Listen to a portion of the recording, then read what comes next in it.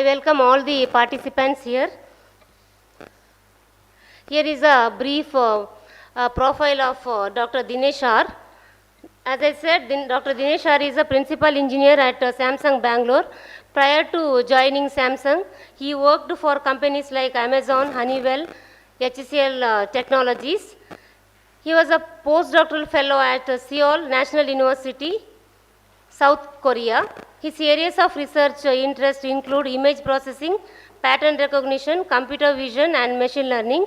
He has over 60 publications to his credit at both international and national journals and conferences. He also has 27 awarded patents to his credit. He is serving in the editorial board of several journals. He has been identified as a reviewer for several international journals and conferences. He has served as a program committee member for many conferences. He has successfully guided 3 PhD scholars and presently guiding 6 PhD scholars. He also guided many academic and research projects. He is a life member of IEEE Computer Society of India, Society of Statistics, and Computer and Applications, International Association of Engineering, Hong Kong. He is also serving as a member of Board of Studies and Board of Examiners and Advisory Committee in several universities. Once again, I welcome you, sir. Over to you.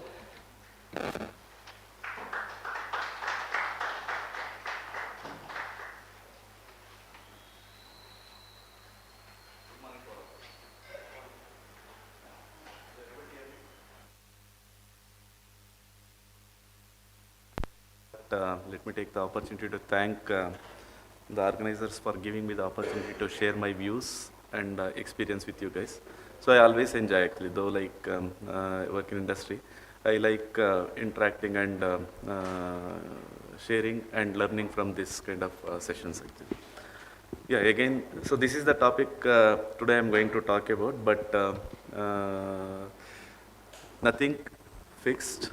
So if you need anything, any point that need to be discussed, if you have any case study like which is related to a research project or which you are planning to take up, so please feel free to pose that question. We will try to discuss and try to learn.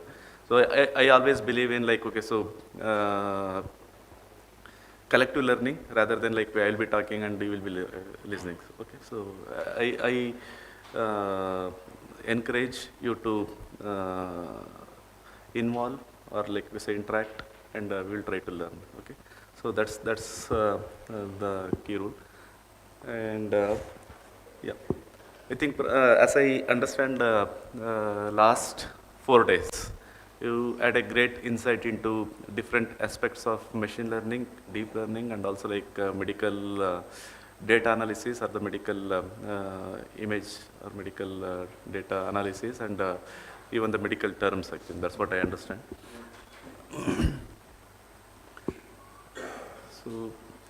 So what is your expectation from this session actually? Just for a time being, just forget that, okay, so whatever I covered.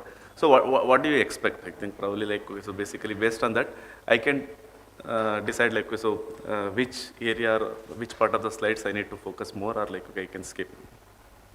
Any expectations? Insights of deep learning. What kind of insights you want? Okay. Anything else?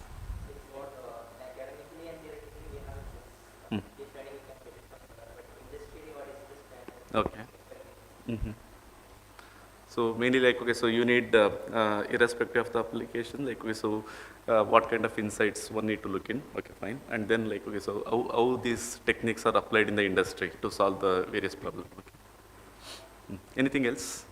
What are the problem you are facing, industry is facing, and you can... Yeah, as part of that, I will definitely try to.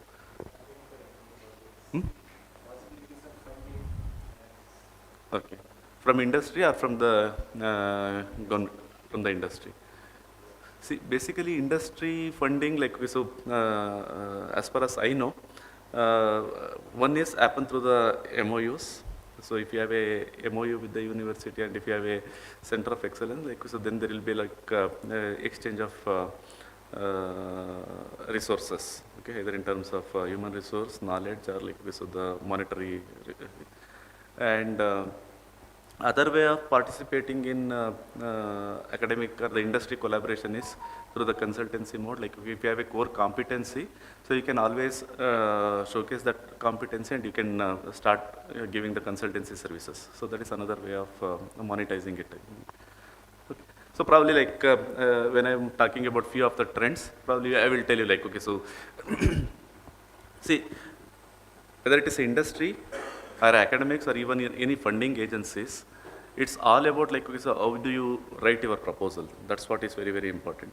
So if it is possible, so always try to read a very good book on how to write your proposals actually. Like, okay, so how to write a proposal in one page actually. So if you are considering like, okay, so if I am given like, you are given like maybe 5 minutes to interact with any customer or a stakeholder who is making a decision, who is a sponsorer, how do you convince him? How do you sell your idea in within 5 minutes or in one slide or one page? So that's what like, okay, so the book, it's a very interesting book, you can find it in Amazon. So how to write one page proposal. So it's a very good thing, like we can always say, of course, all proposals cannot be written in a one page, but it gives clear idea about what are the things, what are the aspects you need to highlight when you are writing a proposal for a different.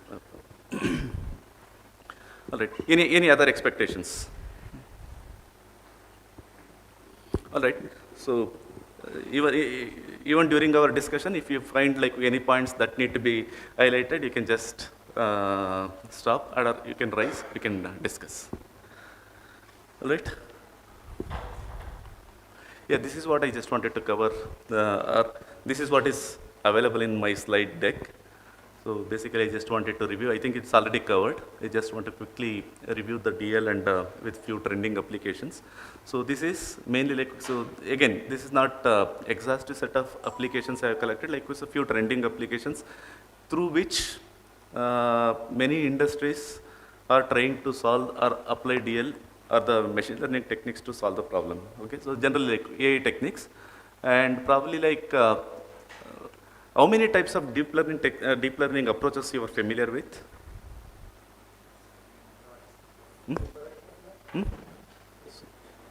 How many? Okay, supervised, unsupervised, that is a traditional machine learning. Like when it comes to deep learning, what type of deep learning approaches you have used to solve your problem, or what kind of deep learning approaches you were exposed to? That is mostly CNN, so convolution neural network. Yeah, so when you are trying to apply the for the signal data, like okay, so image or one-dimensional signal. So encoder, decoder also you can see that is a basic approach that can be applied for both CNN based or non-CNN based. So I just wanted to touch upon different type of DL approaches, including CNN, encoder decoder model. So RNN based methods like LSTMs and the different variants of so which is a basic building block for your chat GPT, those kind of generative AI kind of techniques. So that's the reason I just wanted to touch upon that. And then like so few applications of LSTM, mainly from the point of today we are talking about chat GPT or the generative AIs, right? So from that point of view, I just wanted to touch upon few applications of LSTM. So, and finally, very important concept is when you try to put it into the production. Like so, one is researching and developing a model. Once the model is developed, once the basic model has been built or the approach has been finalized, how are you going to put it into the deployment actually? And then how you are going to, what are the aspects that need to be looked in when you put any machine learning algorithm or the model into the operations. So that means, for example, like you are putting your ML or the AI approach, AI algorithm into production, like in the manufacturing site. So what are the things that need to be checked or monitored when it comes to like, okay, so I think typically most of you are familiar with in the software when it goes for the development, right? Like, so DevOps you are familiar. So what other aspects that need to be looked in from the same point with respect to the machine learning model? So these are the things I plan to cover, but as I said, there is no hard and fast rule, like, okay, so we can always alter our discussion. Clear? So with this, I think, again, just to keep you engaged, what is artificial intelligence? How do you define it? I know you are all very familiar with the term. Okay, now most of the people are familiar with the term AI. How do you define it? Application of human intelligence in machines. Okay. Then how it is different from machine learning? What is machine learning then? How do you define machine learning? Hmm? Okay. So then what is artificial intelligence? How do you distinguish machine learning and artificial intelligence? ML is a branch of why? Why it is a branch of AI? What is the positioning like? Okay, so why it is, what are the different levels of artificial intelligence for that matter, and what kind of the intelligence problem you are trying to solve with the machine learning technique, and what are the other intelligence problem which cannot be solved with the machine learning techniques?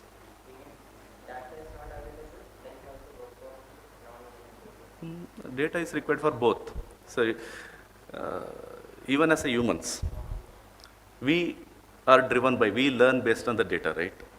So for example, if you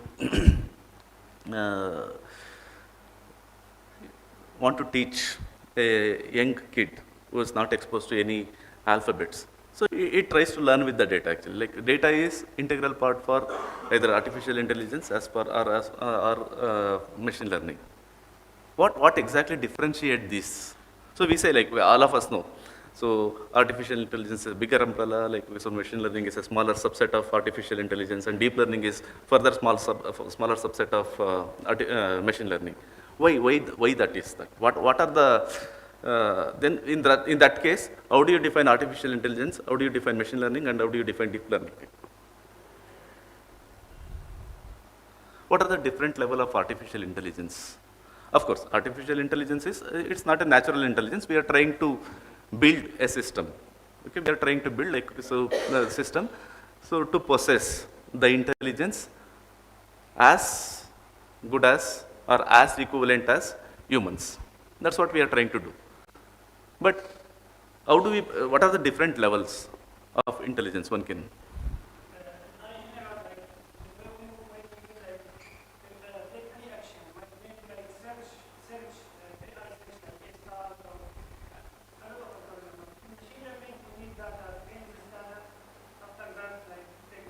Mm-hmm. Okay, I got your point, but what you are trying to tell is, okay, so artificial intelligence is about searching. Searching for what?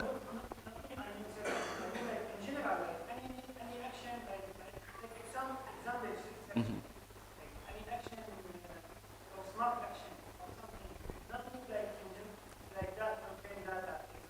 Right. Mm. Okay. Can AI be also including rule-based learning? Of course. So AI has got your rule-based system. AI has a searching algorithm, as he said, like searching for a solution. How do you search? So when there is a exhaust, there is no a defined method. So for example, if you take a binary search and AI search, it's totally different. AI is your general searching algorithm. There is a defined rule, and you know exactly what is required. So now there is infinitely many possibilities to solve the problem. How do you search a problem with the solution space from problem state to solution state? That's what so we try to optimize the search at every stage. So searching could be so your artificial intelligence problem, so rule-based system. Even machine learning is a subset of whatever the machine. But before getting into that level, first try to understand what are the different level of intelligence. So generally we call it as so there are three categories of or three levels of intelligence, artificial intelligence when it comes to. One is artificial superintelligence.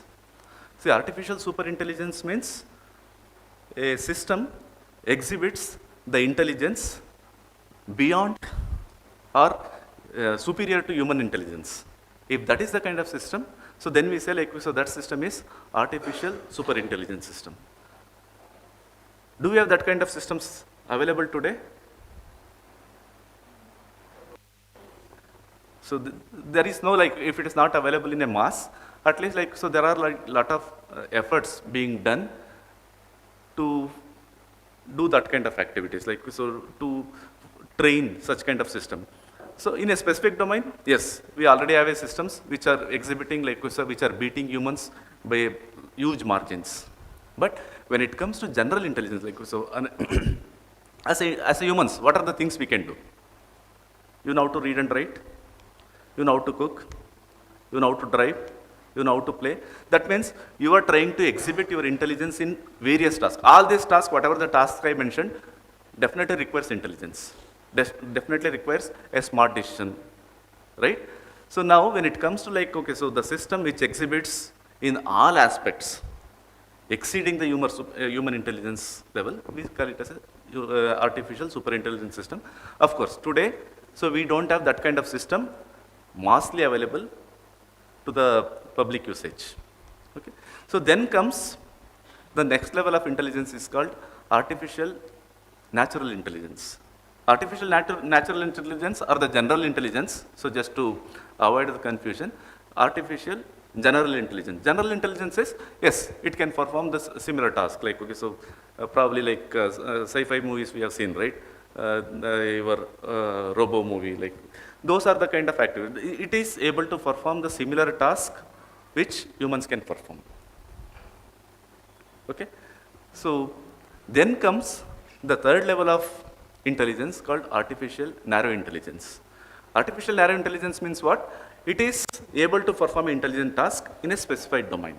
For example, if I build a system to recognize handwritten characters, yes, it can perform very well in that particular domain. Can it solve other problem? No, it cannot solve the other problem. So I can define like, so for a artificial narrow intelligence system for fruit sorting or agricultural produce sorting. It can do that particular task, but not for the other tasks actually. And those are the case, generally we call it as machine learning techniques. So in machine learning technique, you are trying to build a machine learning model for what? Face recognition or medical image analysis, segmentation like this. They are specific to a specific application. So if you are trying to address that kind of problem, we generally call it as a artificial narrow intelligence. And artificial narrow intelligence problems are the problems which you are trying to solve with the help of machine learning technique. Whereas there are other gamut of applications which comes under the intelligence category which cannot be solved using the machine learning technique. So that's why we generally call it as artificial intelligence is a bigger umbrella. So, and machine learning is subset of it. And then how do you position your deep learning in this framework? Like, why do you say like, so deep learning is a subset of machine learning?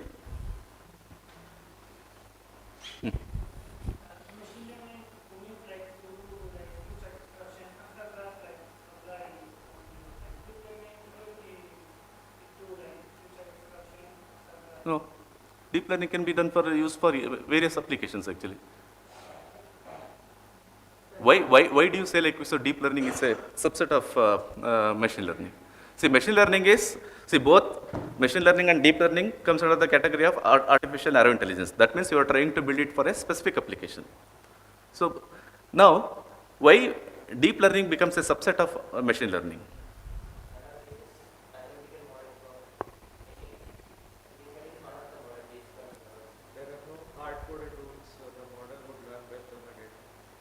So, do you think like this machine learning doesn't require data, or only deep learning requires more data?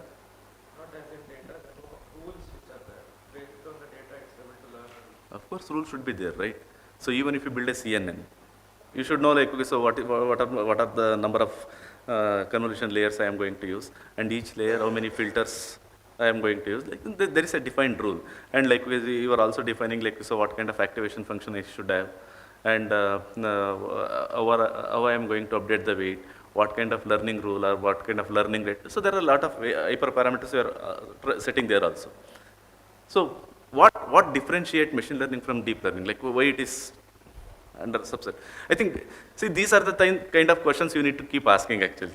See, I'm sure like, so most of you are already know all these things. But only thing is like so trying to connect it, like so to define or to get your proper understanding about positioning of these components.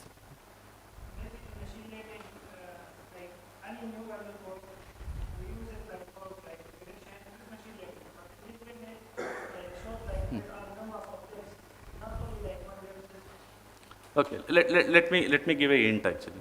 So when you talk about the machine learning, what are the different way of modeling a machine learning model? Let us take a supervised case only. If I am talking about a supervised learning, what are the different way of building a supervised model in machine learning? Can you use probabilistic method? Like Bayesian approaches, belief net. Okay. Can you use rule-based system like decision trees and? Can you use a traditional neural network? Yes, sir. Okay. Now let us come back to deep learning. Most of your model is based on what? Neural network, right? So basically, it is a network architecture based. Okay. So that's why we call it as a like so your deep learning or is a subset of your machine learning is because you are trying to explore only a specific aspect of it. Okay. Whereas if you go back to your machine learning technique, you can, if you have a data, you can just analyze the distribution and you can build your classifier. Like so, you can minimum error rate classifier or maximum decision board classifier. You can always build it. Okay, you can have like a set of rules to solve a specific problem. We call it as a decision tree or variants of like decision tree kind of approaches. Okay, and of course, neural network is also a part of one type of neural the problem to solve a supervised application, but there, in traditional machine learning, you try to write your own method to get the embeddings, and then like so you try to pre-process on those embeddings, and then you try to train your network. Whereas in case of deep learning, we are trying to bridge that gap. That's the only thing. But otherwise, if you look into most of your deep learning approaches are mainly based on a neural-based approaches. So that's how like we say it is a subset of, because we are not exploring other aspects. But can I say like, can I call all deep learning approaches as a machine learning approaches? Yes, because we are trying to solve a specific branch of machine learning approaches, what we are trying to utilize. Clear? Any questions? Is there an example for super Artificial superintelligence, like so there is, that's what I said, like so there is typically like those kind of systems are not available for the general usage. So the people are trying to build such kind of systems. Okay, so they try to bring in like so various kind of field, like so the neural learning, so cognitive science. So those aspects have been brought in to increase or improve the overall performance, like so experiential learning and try to extend domain generalization. Those are the kind of thing people are talking about. See, domain generalization, even like we say with respect to deep learning, we are trying to solve.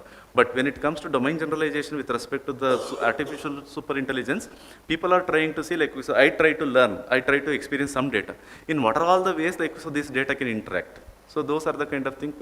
Basically, like even when you observe something, you don't restrict to one particular case, right? You try to extend, okay, so this could be the possible way of interpreting. In the similar way, they are trying to bring in like, okay, so the cognitive sciences and biological neural studies and this experiential learning and domain generalization to make it more superior than like, so because all of us need to accept that machines can learn faster and it can perform faster operation. So when all these aspects has been brought into these kind of systems, definitely like so they exhibit much superiority over the human intelligence. That's why it is called artificial superintelligence. But if you ask like so any existing system application, so there is no such systems widely available. It's in progress kind of thing. Clear? Any questions? No? Yeah, I think this is what I was talking about. Like so. There is a different stages of artificial intelligence. Basically, when we talk about the machine learning, we are trying to talk about artificial narrow intelligence. Clear? Okay, so of course, like okay, so how the deep learning is different from machine learning, I think all of you are very well familiar. So in case of machine learning, so you try to extract the features and then build the classifier to do the classification, whereas in case of a deep learning, so this feature embedding and learning will be the integral part actually. So it will run as a one system. So that way, so this process of human dependency is reduced to a greater extent. Okay. See, if you see the trend, if you look at the trend, see, do you think machine learning is new? Machine learning exists for almost 5-6 decades. Then why machine learning was not popular? Why machine learning or artificial intelligence become more popular in last 1 decade or so? One is computation model. What else? One is data, computation power. What else could be? Assume that like, okay, so if the deep learning was not available, I have a very good computation model and I have access to huge data. Do you think like, so it could have been such a successful?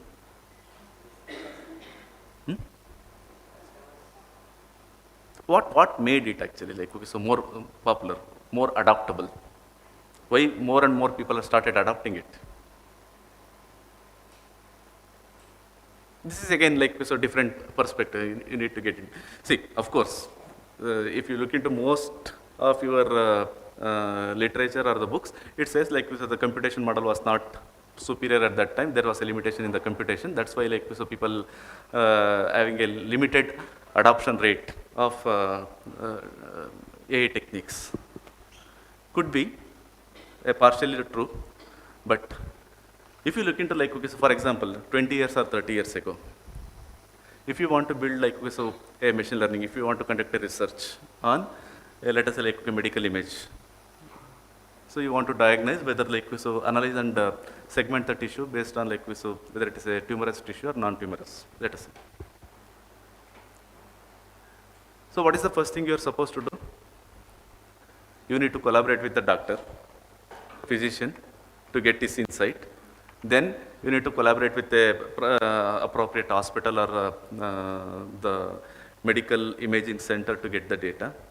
Then you need to take those data and sit with the doctor and do this annotation.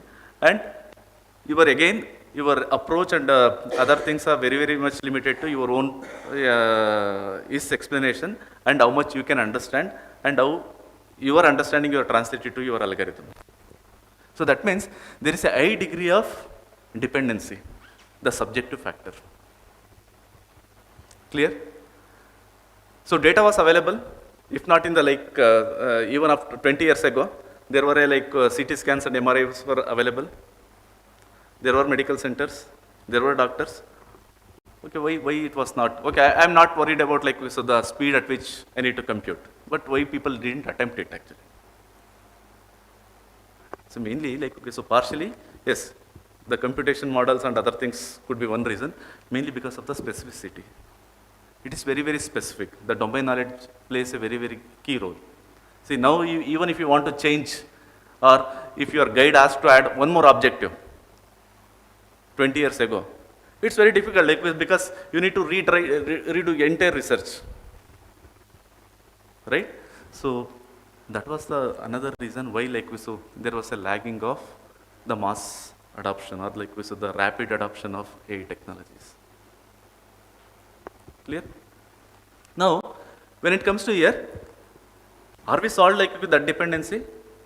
Yes, to some extent, because at least you need not to decide and sit and decide what kind of features or what kind of embeddings I need to extract.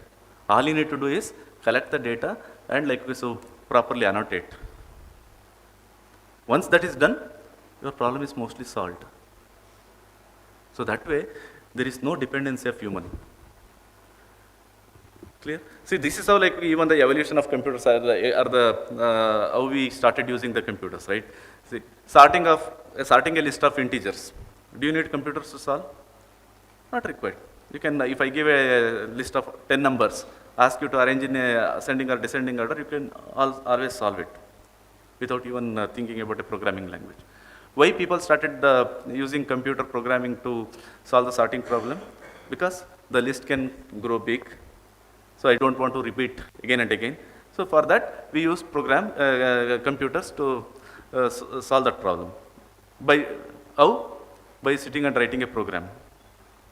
So sooner, people started enjoying, okay, so I can solve so many number of problems in a faster way. But after some time, they started finding it difficult because for everything I need to sit and write a program. So writing program itself is becoming a bottleneck.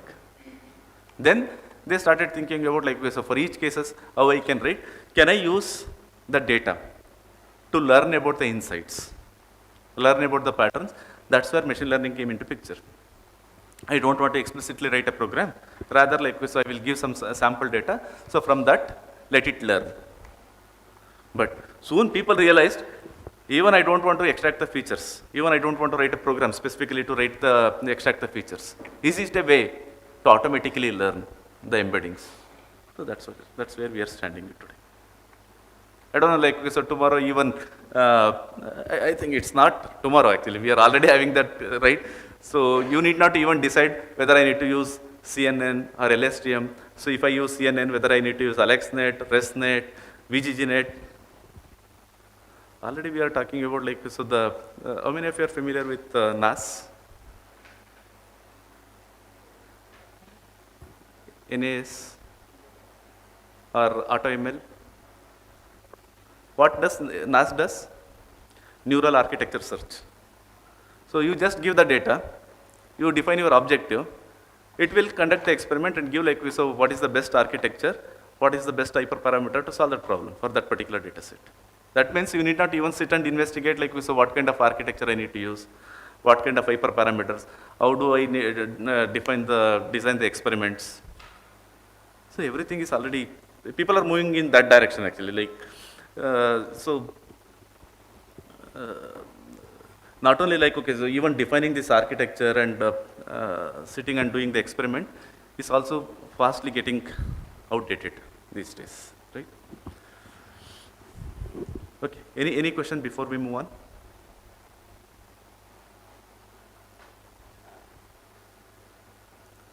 So that means you are not used NAS. Interesting. To the Yes. subject, if my question is very... Yeah, no problem, madam. Like, Actually, even I am also very new actually. Sir, actually from this FTP program only I learned that in deep learning they use convolution, kernel, Yeah. which will eliminate the, the human interaction, that is for extracting the features. But that kernel is also designed by humans only, no sir? Yeah, so, madam, if you look at, I don't know, you are talking about the kernel in CNN?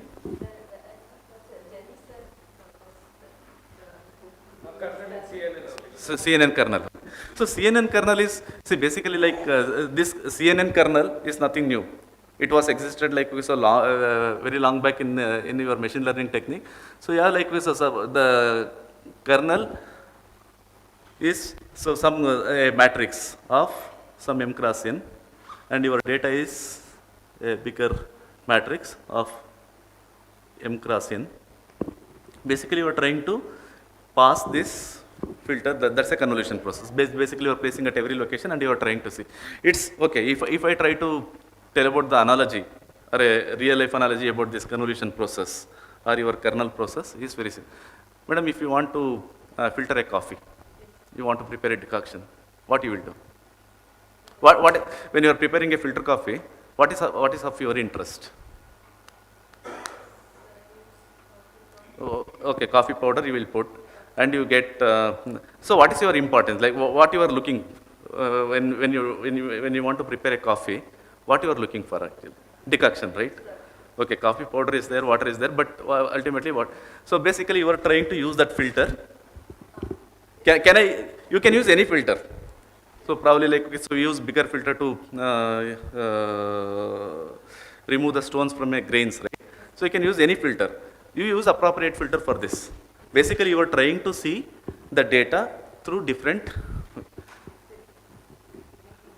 Okay, so that's what like filter. So now similarly, like, so if I try to see the same data from a different kind of filter, you will get different information, right? So that's what like so the filter, and that filter is nothing but your kernel. Okay, so this was existed way back. So now the only thing is like how this been brought in is, see, typically like if you understand your neural network problem, a traditional the fully connected network. So the number of learning parameters rapidly increases with respect to the number of input layers actually. What happens if you look into this matrix M cross N? So let us say this is 100 by 100 image. How many data points are there? You have 10,000 data points. Like that means 100 by 100 means you have 100 rows and 100 columns. That means there are 10,000 pixels. Now, for this, let us say you solve the problem. So your input layer will be having how many? So 10,000 neurons, and then you will have hidden layer, and then like some hidden layers, and then finally you will have a final output layer, and then based on that you will get some output. Think about, I will just change this image to 200 by 200. What will be the number of inputs now? 40,000. So then, for this image size, you need to have a different architecture. And your size is growing rapidly. Now people started realizing that, oh, traditional neural network has a severe limitation. Can it be? So that means, so we have a restriction in using this kind of neural network for the image data. Is it possible to overcome this problem? That's where they realized, okay, we can use a convolution operation. So now you look into the convolution operation, what it happens. Okay, so sorry for others, actually I don't know, like I am boring you. So just let us try to understand. I will just, now let us look into from the convolution point of view. So now my image is 100 by 100. Let us say you use one filter or one kernel, whatever the, of size 3 by 3. You do the convolution operation. What will be the image size? Yes? Output image. So if I call this like, I have like image I, whose dimension is 100 by 100. Okay. So if I apply a filter 1, so your output image O is again 100 by 100. Or 99 by 99, depending on like if you are excluding that border. Otherwise, like assume for time being, let us assume that, so you will take care of the boundary condition, it is same size. Is these two are same? This is input. What information you got it here? Depending on type of filter you have used. See, for example, you want to see only the edges present in this image. Then you probably might have applied the high pass filter. So this is nothing but high pass filter. So then you will get edges. Now you apply like so one more filter 2, so which extract only the corner points from this image. So you will get another output. Again its size is 100 by 100. Clear? So now there is a way to reduce these dimensions. So that's what we call it as a pooling layers, where I am trying to reduce the size. So by doing these operations, what I am trying to do, I am trying to filter my data. And by doing pooling, I am trying to reduce my data. So doing this process, I get some embeddings. Okay, so the whatever like, so you call it as that flattening layer, right? So that is nothing but your embedding actually, whatever the embedding for that image. And that embedding, you are passing it to your traditional neural network. So traditional neural network is nothing but your FCN. Now you see like, okay, so even if you give a bigger image, your embeddings will remain same. That means drastically you solve the problem of this into this. Now here, that is not the only problem. Like, okay, so as the number of neurons increases, the edge connectivity will also increase.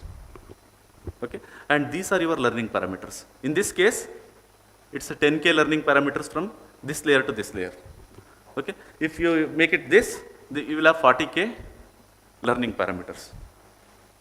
So I don't want to learn these parameters, rather than I will learn the wedges, the elements for this. How many elements you need to learn? In this case 3, in this case 3. Irrespective of the image size, your learning parameter will be always fixed. See, that is the beauty of CNN. Okay, so that's how CNN will try to solve or effectively solve the problem of applying a neural architectures for image data. That means at any point of time, your learning parameters will be decided not based on the image size, rather than how many filter banks you are trying to use. If you use 10 filter, each of size 3 by 3, then your learning parameters will be 10 into 9 parameters. That's it. Okay, you apply it for 1000 by 1000 image or 100 by 100 images, that remains fixed. Clear? So that's how it is going to solve the problem of. Now the question is, I think we were discussing what we were discussing. NAS. So NAS is basically like, this is from Google. I think like Google's is AutoML. So AutoML means like, so I don't want to search any architecture. I don't want to define. See now, what is the dependency? The problem of feature extraction is solved now. Still, what is the dependency? You need to decide whether I need to have like, so 3 filters here, 5 filters here, or 10 filters, and what should be the size of each of them, and what values I need to start. Still there is a dependency, but don't worry, that's what I was telling about. So this NAS or AutoML, because now we have a huge availability of computational resources. Either like, okay, so you have a on-premises cloud or on-premises infrastructure, or the cloud infrastructure is available. With a fraction of your cost, you can conduct a lot of experiment. And you need not sit and do the experiment. You just define, okay, so this is what my input data. This is what my objective.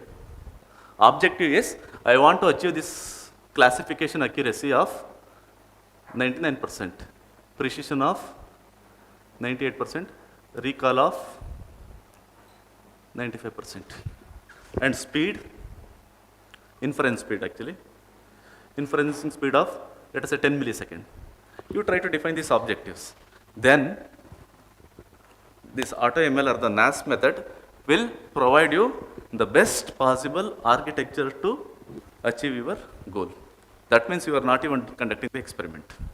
It already gives you like, okay, probably this architecture, this hyperparameters is the best suitable for your data. Right? So the NAS is nothing actually. Basically, it will try to conduct the experiment in a loop. Okay? But no need to monitor it actually. Like the system itself will monitor and try to map your input to the objectives and try to define like, so what is the best possible architecture. Probably you can try out actually, like, so it's freely available and you can always use this to solve most of your problem. Okay, clear? Any questions? Are we okay so far?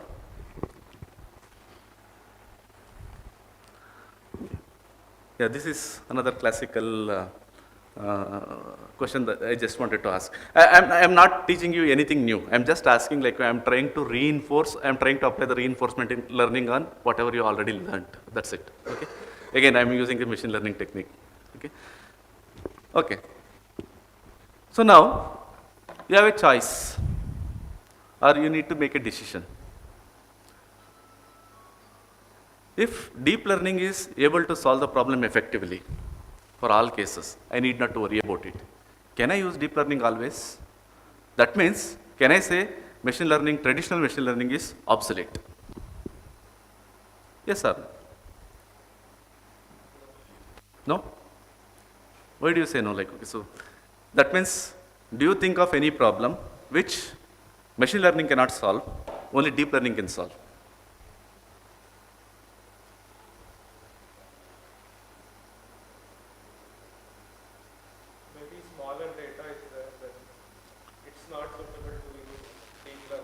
Why?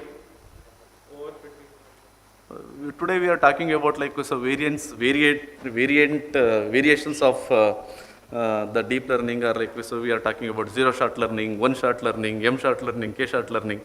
So zero-shot learning means like I don't even show the data, like I give only one instance. I want to learn it.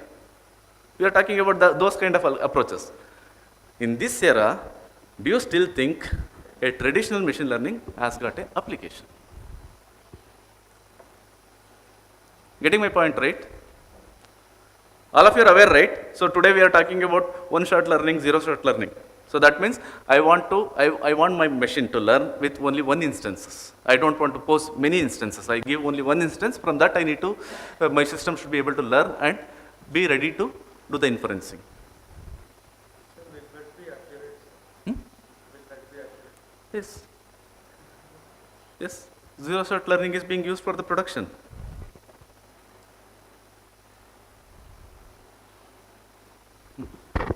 How do you say? How do you interpret this? Okay, so just to explain, we have two graphs here. So x-axis is size of data and y-axis is performance. So of course here the performance is not the computational performance, we are talking about the accuracy. Accuracy or like so the model performance.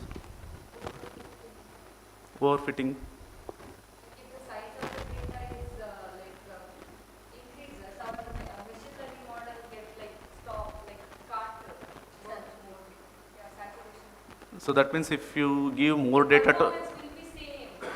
for machine learning model. Why?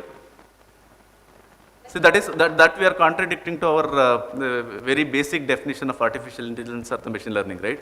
So you want your machine learning to learn based on the data. Then you are contradicting your the very core definition of machine learning. Based on that graph, Yeah, that's right. I just want to ask, like, so what is the reason actually? Like, why it is giving that flat region actually? Exactly. See, basically, going by the definition of your artificial intelligence or the machine learning definition, your model should learn on the data, more the data. This is a common misconception, right? So whenever like you go with the result, and if your guide asks, why you are getting only 80%, we need to achieve 90%. What will be your next immediate reaction or immediate thought? Oh, I need to probably increase the data set to get 90%. Yes or no? I think probably that is what most of you do, right? You are still doing that? Okay, we'll come back to that. That means, going by the fundamental definition, as the data increases, your model performance should increase. But here that is not happening. Even if the data is increasing, there may be very delta change, but it is not changing significantly. Why? Because, go back to your traditional machine learning. How your traditional machine learning algorithm has been designed? In the case of traditional machine learning algorithm, you are designed your system in such a way that you extract the features. You define, like, so I am going to extract color, texture, shape. So these are the features you defined. And you build a model. You build like, so you use either SVM or any kind of classifier and try to train. And so now, as the data increases, so initially there will be a significant increase, and after that it saturates. Because even if I give enormous amount of data, what kind of embedding you are trying to look for?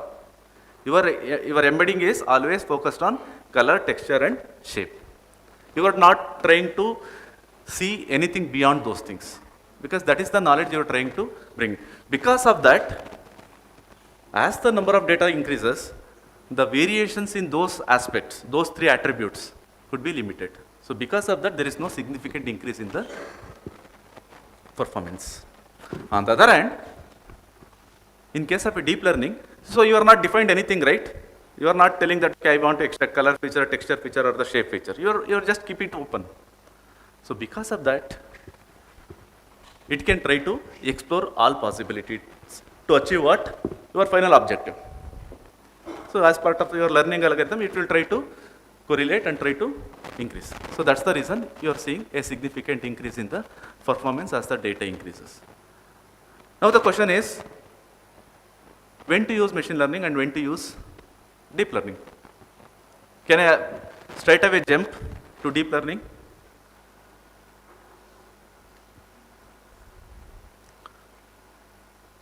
Even though if you have huge access to data, is it always worth to go for deep learning? Or you have a limited data? So even for a lesser data, we are talking about like how to build a deep learning models. So is it worth for you to restrict yourself for the traditional machine learning algorithm? So this is what the kind of things we need to answer.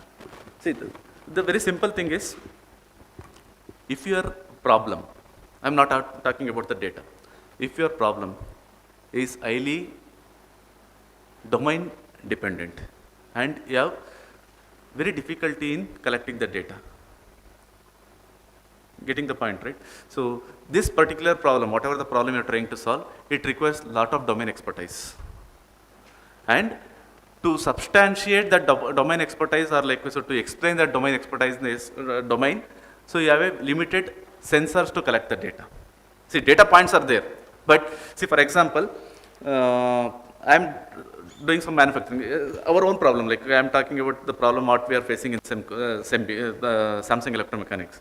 So we try to manufacture certain MLCC chips, metallic capacitors. So this particular machine, manufacturing machine, manufactures a NG, that is a not good chip, whenever there is a machine stoppage. And we don't have any sensor installed till now to get that data, at least until that problem was solved, like with the sensor problem was solved. So that means, so there is a dependency on the stoppage and we don't have any means to collect the data from that. If that is the kind of case, or you have like so various other parameters and you don't have a data to substantiate that explanation for that reason, so it is better to go for a traditional machine learning. At least you can enforce those kind of dependencies, or you can augment your understanding in such cases. So it is always better to go for. And of course, like we say, if your data collection itself is very, very difficult, okay, and you have very, very limited data points, so then you can go for one more case where your data is very simple. It's very clear actually, like so you get very distinct two distributions and you can easily classify, then please go for machine learning. Don't force your machine learning, deep learning to learn that model. It's because your problem itself is very, very simple. It forms two clusters, very clear clusters, and you can easily draw a decision boundary. If such is the case, that is the case, then go for your. And whenever you have like a very complex problem, you don't like the domain expert, but you have a sufficient data, of course you can always go for a deep learning approaches. Clear? So my only suggestion here are the, what I want to communicate is, don't prefix your mind. Okay, I am doing PhD, I will use like, so whether it is relevant or not relevant, I will use transformer, I will use foundation model. That should not be the case. Okay, because transformer is new, foundation model is new, whatever the case, I will use only that to solve my PhD problem. Don't do that. And another question like this, so whenever you get a less result, lower result, or your guide asks like, so why you are getting only 80% or 82%, I want 90-95%, adding data is not the only reason. Try to go back and analyze on this, your result. Oh, I got 85%, like so 15% missing is there. Where it is missing, what kind of pattern it is missing? Is it because like so my architecture is not able to learn? Whether it is problem is complex and I am having a model which is having lesser number of learnable parameters, because of that it is not able to learn, or just tweaking certain parameter, like by increasing the few parameters, it can still give. So adding data, yes, may sometimes help, but that is not the only resort. And as a researcher, please don't do that. If a BTech student or a MTech student or MSc student does, we can accept it. As a PhD scholar, if you tell that, okay, so in the previous run I got 85%, I added 20,000 additional data samples, I got 87%. If I am a supervisor, definitely I will not accept it. Definitely I will ask like, so why did you add? What is the rationale? behind adding that 20,000 image, and what kind of data samples you added, why did you add, adding 20,000 samples, why did you get only 2%? So these are the questions definitely I will ask. Okay. So as a PhD scholars, so that is your problem. That is what you need to pick up as part of your PhD. See, solving your problem, whatever the problem you have taken, is not the objective of PhD. So objective of PhD is, when you complete your PhD, you should be able to understand, interpret the result, whatever you get it, and come up with a reason. Not generating the result is important. Clear? Yes. Just this is for the casual discussion. Yes, yes. You are telling, okay, if data size is increasing, data size is increasing, accuracy, okay, it may increase. But now the situation is, even guides as well as students, okay, in the research field, students are showing almost 99.9 and 100%. Whatever the methodology, whatever the data set, whatever the applications they may take, is normally 99.91, Okay. 99.92, like that. So it is not acceptable. So that's True. what Yes. I'm understanding, as Right. per my understanding. So what is your solution, sir? What is your suggestion in that case? Students are coming with 100% only. So now where is the scope to improve? Okay. So there We are are lacking, or I am also a little bit confused. there are many cases, madam. Why, like, so they are getting. See, if it is able to get 100%, then the problem is very simple problem to solve. Now, when somebody is getting 100%, the first thing I will check is, what is your trained data? What did you validate it on? What is your test data? From where did you populate it, or where did you sample that data from? And what is the distribution? See, most of the time,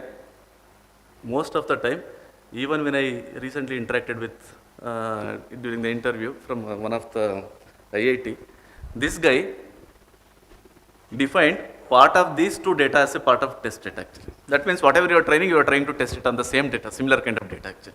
So that is not appropriate. This is one. And second one is,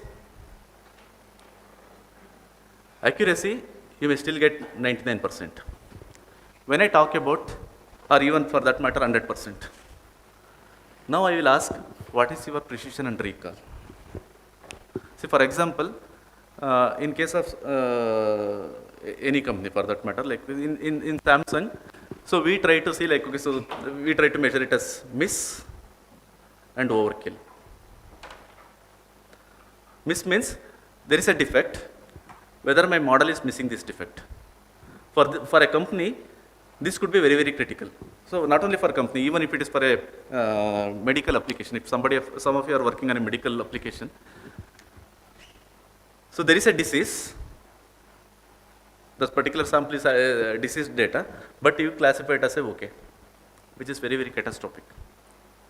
On the other hand, if you overkill, so its data is normal, but you are still telling it as a, like, okay, I'm confused, or like, so it is looks to be diseased, somebody can take a second opinion here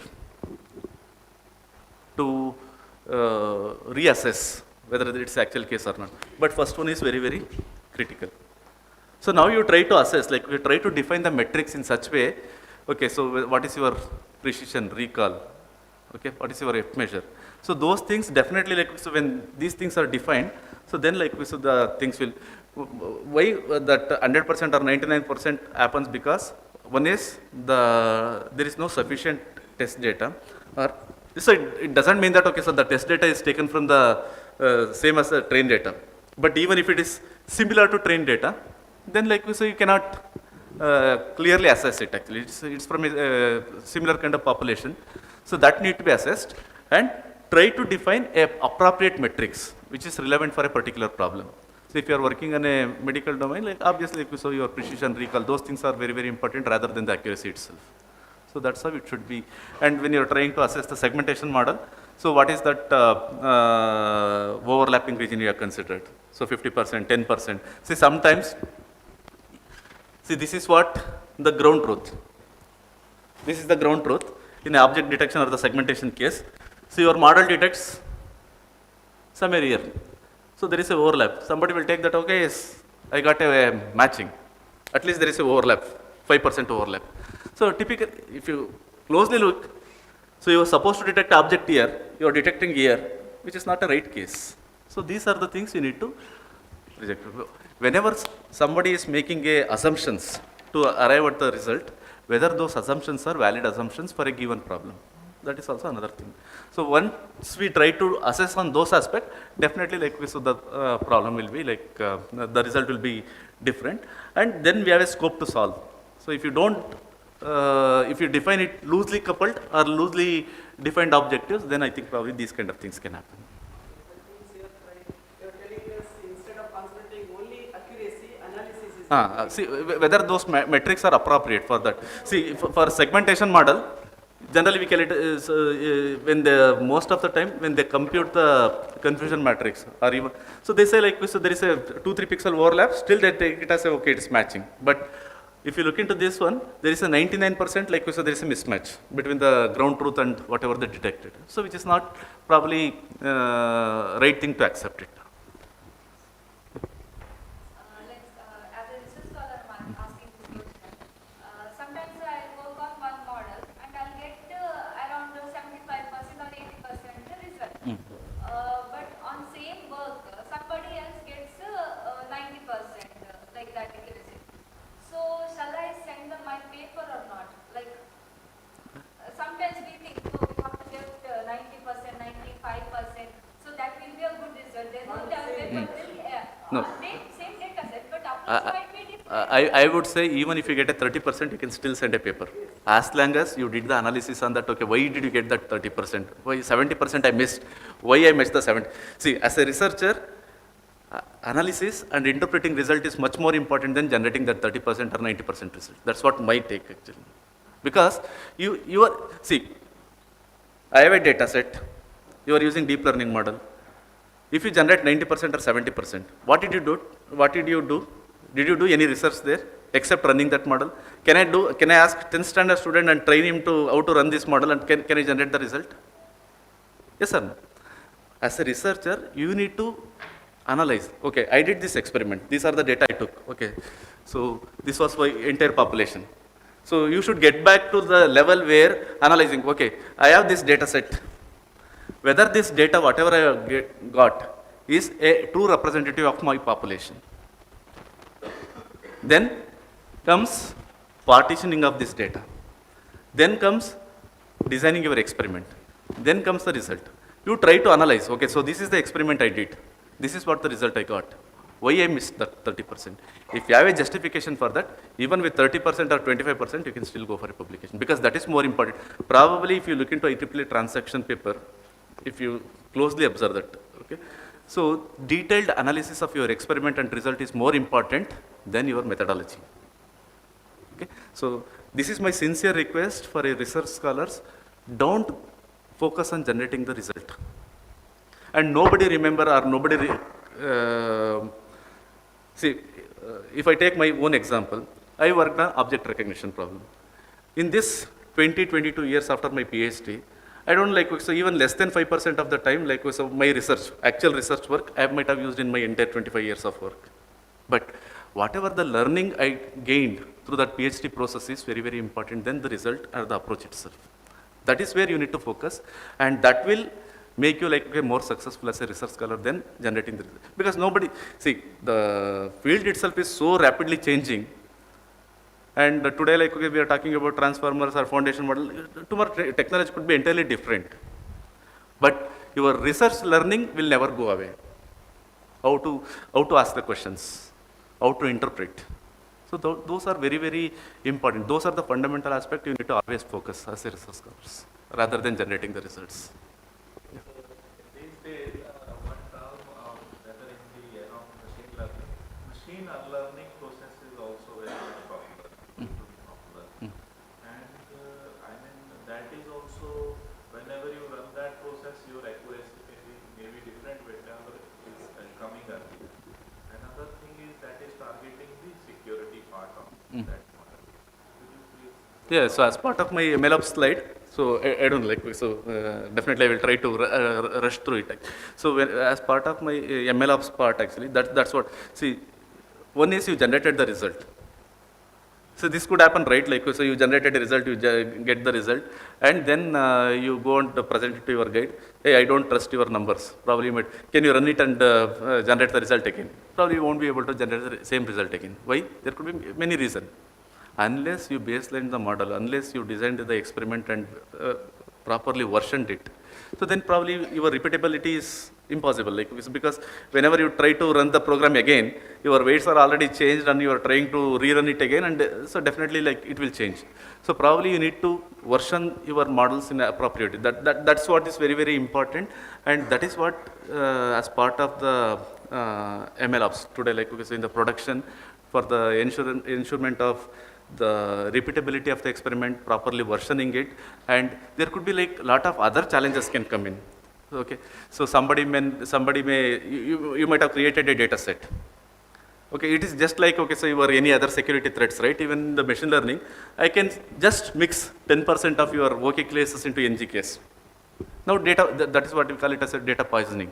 Okay, somebody has purposefully changed the data. He didn't take out any thing, but he just mixed the data, and without without that awareness, you start training the model, then your model performance will be different. Okay, and how are you going to protect this model from like so the illegal access and other things? So that's what the MLOps mainly majorly focuses on. In the production side, how are you going to define the governance and what kind of policies need to be set up to ensure that okay, your models are expected to work as per your expectation, even in the production side. Yeah.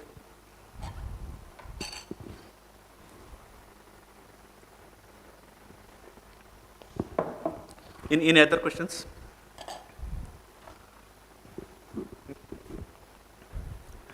Yeah. If no question, I think probably like we just run through some of the problems or like so the challenges. I think somebody asked like so how to customize this problem into the industrial application. See here like so in case of industry automation, which we extensively work in Samsung, because Samsung being a manufacturing company and we try to build solutions for automating our manufacturing process. So, we extensively use various kind of ML, DL and combination of ML, DL and computer vision techniques to solve the problems. So here like basically like one of the problem is very classical application of machine learning is finished product identification. So that means you already manufacture certain thing and you need to inspect them to ensure that okay, so the whatever the product you manufactured is free from defects. Okay, so that is one of the classical problem. Here, as I mentioned, right? See, if you define a metric like only accuracy, your model accuracy is still good. Okay, so it may be classifying because we are talking about millions of items inspected. In the millions of items inspected, so 2 or 3 defects is not a problem. So your accuracy will still be like 99.99%. For a company, even that 2 or 3 defects out of that million products could be very, very critical. So then, how are you going to define those kind of attributes is what is very, very important. One. And the second one is, so this will be like most of the inspection will be in the line. In the line means like, so you are trying to inspect as and when the items are finished and you are trying to do the inspection. You need to complete the inspection in a specific time. Okay. One specific case like I was talking about like is MLCC in Samsung. See, MLCC is a, I think probably if you open any of your circuit, you can see these chips actually. So these are the capacitors which are used to, a passive component used to stabilize your electrical devices, electrical or electronic devices, including your EV vehicles. So we are like, okay, so this is how it looks like. These are the electrodes and this is a body, a dielectric and electric. So it has got 6 sides. So if I write, it will be like.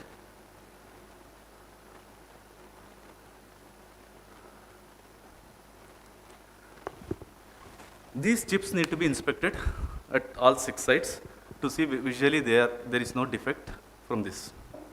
Okay. So we'll have like cameras mounted on all the 6 sites to take the images, and we need to inspect and all the 6 sites.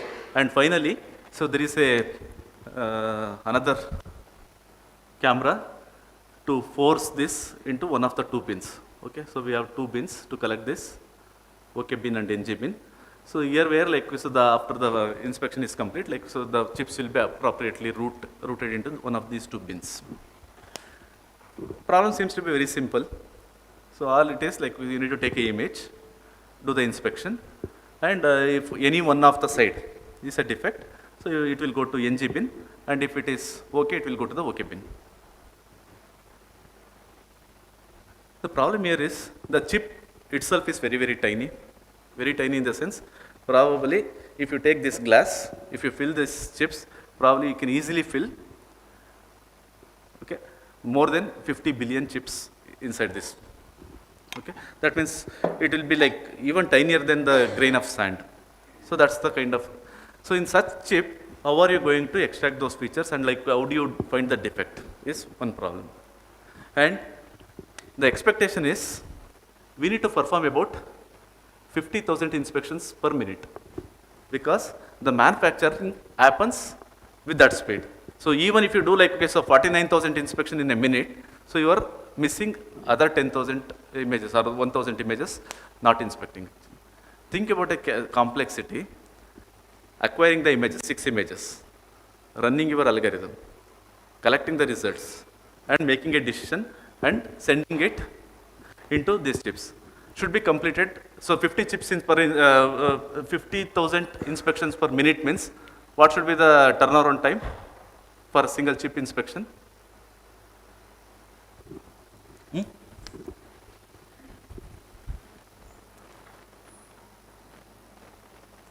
In 1.5 millisecond, we need to complete all this process, acquiring the images, 6 images, doing the inspection, and ejecting it within this 1.5 millisecond.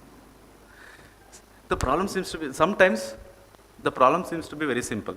So here like technically, so we have enough data, we can train the model, we can achieve the accuracy, everything is fine. Achieving this turnaround time and putting into the system is another bigger challenge. So sometimes the problem itself is very challenge. I will come to that another problem actually. So sometimes problem is simple and engineering it could be much more difficult. So most of the companies, they are trying to, when they try to adopt these kind of technologies, either problem is very difficult to solve, so they are trying to have various kind of approaches to solve the problem. And sometimes problem could be complex and it should be solved in a specific time. So these are the kind of problems actually. So if you take like, so probably we will discuss the same thing in upcoming slides also. See, why I selected this as a case studies, few case studies, is just to highlight, so what kind of problems, when see, one is like, so the fancy term, okay, every company wants to adopt a AI technology, but properly using the AI technology for its fullest potential is these are the kind of problems one need to solve actually. Okay, that way, when you are trying to solve a problem, like in your research, don't try to make a very, your assumptions should be like so justifiable. So sometimes you make some of the assumptions are so vague, so which cannot be used in the actual field. So that means like for solving a research problem, yes, is fine. But when we talk about like, so its applicability or like, so engineering, it is nowhere. So that way, when you are trying to define objectives are already defined, but when you are trying to make assumptions, just think, okay, whether whatever the assumptions you are making is relevant or not relevant. So if it is, if you are making some justifications or the assumptions, whether you are able to scale the solution. See now, for example, like, so if I make some kind of assumptions and I solve the problem, tomorrow like, so the manufacturing process will change. I need to increase the inspection to 75,000 inspection per minute. I should be able to scale it, either by putting additional computation system or through optimizing the algorithms. How are we going?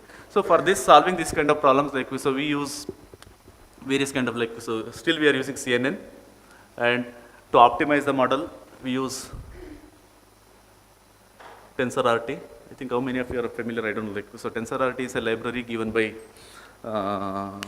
NVIDIA, so which optimizes the model to a particular set of architectures. For example, if you are using a V architecture, Volta,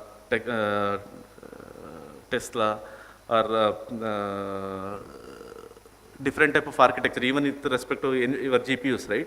So we'll have a different technology, different architectures, right?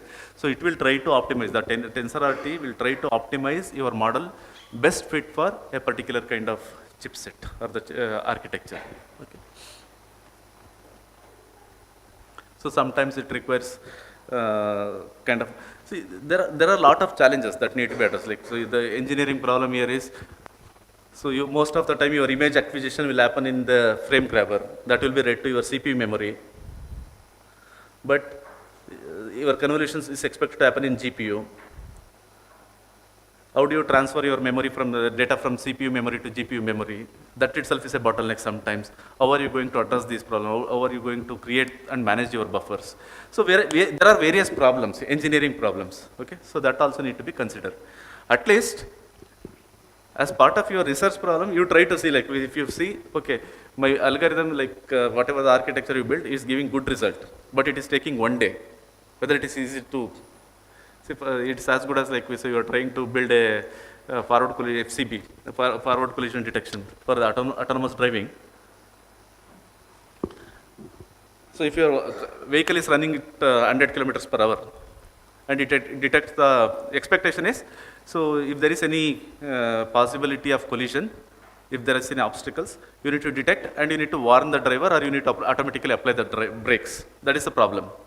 And if your vehicle is moving at 100 kilometers per hour in an expressway, and if your algorithm takes 2 seconds to detect an object and warn, by the time collision has already happened. Okay, so it should not be the case. So depending on the problem what you are trying to solve, from the practicality, try to see your whatever the metrics you have defined is appropriate or not. Okay. And this is another problem, like, so where we try to do the inspection on PCB boards. PCB board means, like, so the probably on a mobile phone, so you will have, like, so the inside there is a PCB board. On top of that, like, so we'll start putting the components like MLCC or camera modules, those components we will try. The printed circuit board, PCB board. Okay, so we try to manufacture, and again these PCBs has to be inspected on each and every level. And this PCB has got, like, about the number of copper lines written, right? So it will be like anywhere between, depending on the device, it will be anywhere between 5 million to 1.5 billion kind of copper lines will be there. And you need to inspect each and everything to see, like, so if this is a copper line, if there is breakage, then it is a there is a openness, circuit is not complete, open. So similarly, like, so there is a 2 parallel lines, but there is a short here. So you need to find these kind of defects. And we have, like, okay, about 27 defined type of defects. So open, short, nick, like that. And typically, like, to get the sufficient resolution, right? So when we try to take the image of a one PCB board, so for, like, for example, for S23, Galaxy S23, one PCB size is about 64 GB of data. Okay. Now, challenge here is, how do you get that 64 GB data prepared for your inspection? How do you train the model? I am talking about a single image. Single image size is a 64 GB data.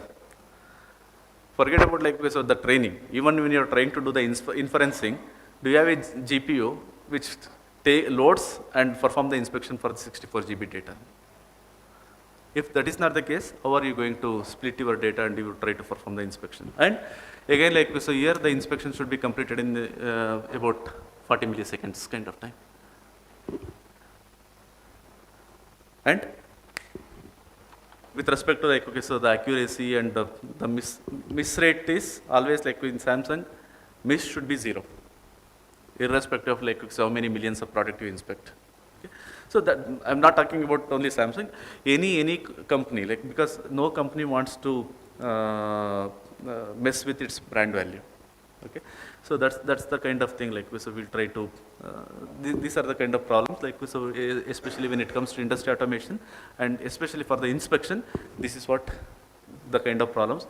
Even if you take TSMC or like so AMD or NVIDIA, so definitely they will be using one of these kind of techniques to solve. So they have like so the production versus quality versus the productivity dilemma they are addressing. So productivity versus like so the overkill versus miss. Again like so there is a very interesting problem here actually. Now, if I want to increase my accuracy, how do you define accuracy? My miss should be 0 always, and I don't care about this. Is it possible to increase accuracy? I can always tune my model to say like so overkill rather than miss. Even if it is the slightest thing, I will say it is a defect, NG. That way I am safe. So hence, I achieved 100% accuracy. But the problem is, if you manufactured 100 items and your model classify 90 as NG, only 10 as OK, and actually like so the percentage of this one is less than 0.01%. That means your model is forcing 90% of the products to be considered as a scrap. How a company can survive? Getting my point right? See, achieving accuracy is very, very easy. How? So just tweak your model in such a way that, so even with a least confidence mismatch, I will say it as a NG. That way your accuracy is achieved. But what is the problem? The problem is with the gain. Okay, so the productivity gain significantly reduced. How are you going to address it? Okay, so this is what like so the problems that need to be taken into account. Okay, so you can set this is 0, probably like okay, so my overkill should be less than 2%. That means if you reject 90, so only 2% should be like okay, so acceptable. So if not, like so then significant problem with your algorithm or the problem or the model. So these are the kind of problem, especially when it comes to inspection. And other kind of problem like okay, what we try to solve with machine learning technique is, so we do have like lot of sensors mounted on the machines. We get sensor data from the machine, and based on this sensor data, so we try to analyze whether the machine is abnormal or normal. Okay, so that is mainly a sensor data. So this is nothing to do with the product quality. Machine itself, machine operation is, so whether machine is working in a normal mode or if there is any abnormality in the model, in the machine. And if there is abnormality, we do like so the RCA, root cause analysis, to see which part of the machine is having problem, where it is getting, and what is the expected remaining life, ERL. Okay, when this machine is going to completely stop. And if that is the case, what are the components I need to prepare to repair, when to repair. So it's a complete big machine learning system, or the like we said, the decision support system. So now, so let us say like so I have a machine 1. So at some component it is having abnormality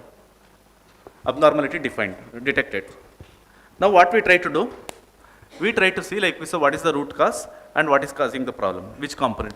So in this machine, a component 1 or the stage 3 is having some problem. Then we try to say, so what are the things that need to be replaced to correct this one. So then we will try to list what are the spares required, spare 1, spare 2, spare 3.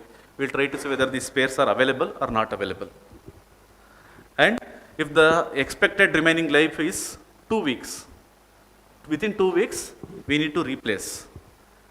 In these 2 weeks, when to shut down this machine? I need to shut down this machine when the production load is less. Because I don't want to simply stop the machine when it's a peak production. How do I get the production data? Like, the production data comes from your EMS. So that means equipment manufacturing and production data.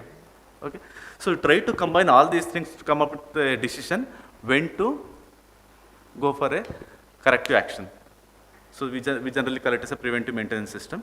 And if the spares are not available, even for that, so we use a lot of machine learning technique to, even for not only for the spares or even for our inventory management. Okay.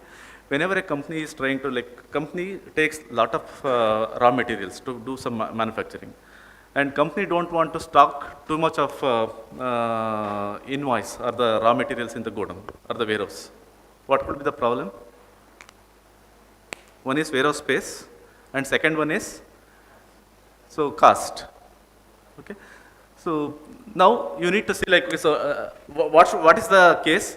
I don't want to stop my machine's production to stop because of non-availability of the raw material. At the same time, I don't want to overstock my raw materials at any point of time. Then how are you going to estimate it? When to rise? How much? Getting the problem, right? Very simple data analysis problem. Okay, so for example, even if you take, you are running a simple grocery store. Yeah, for what are the things you will try to take into account for the forecasting? What historical data? What are the challenges you can think of for even for a simple problem like this?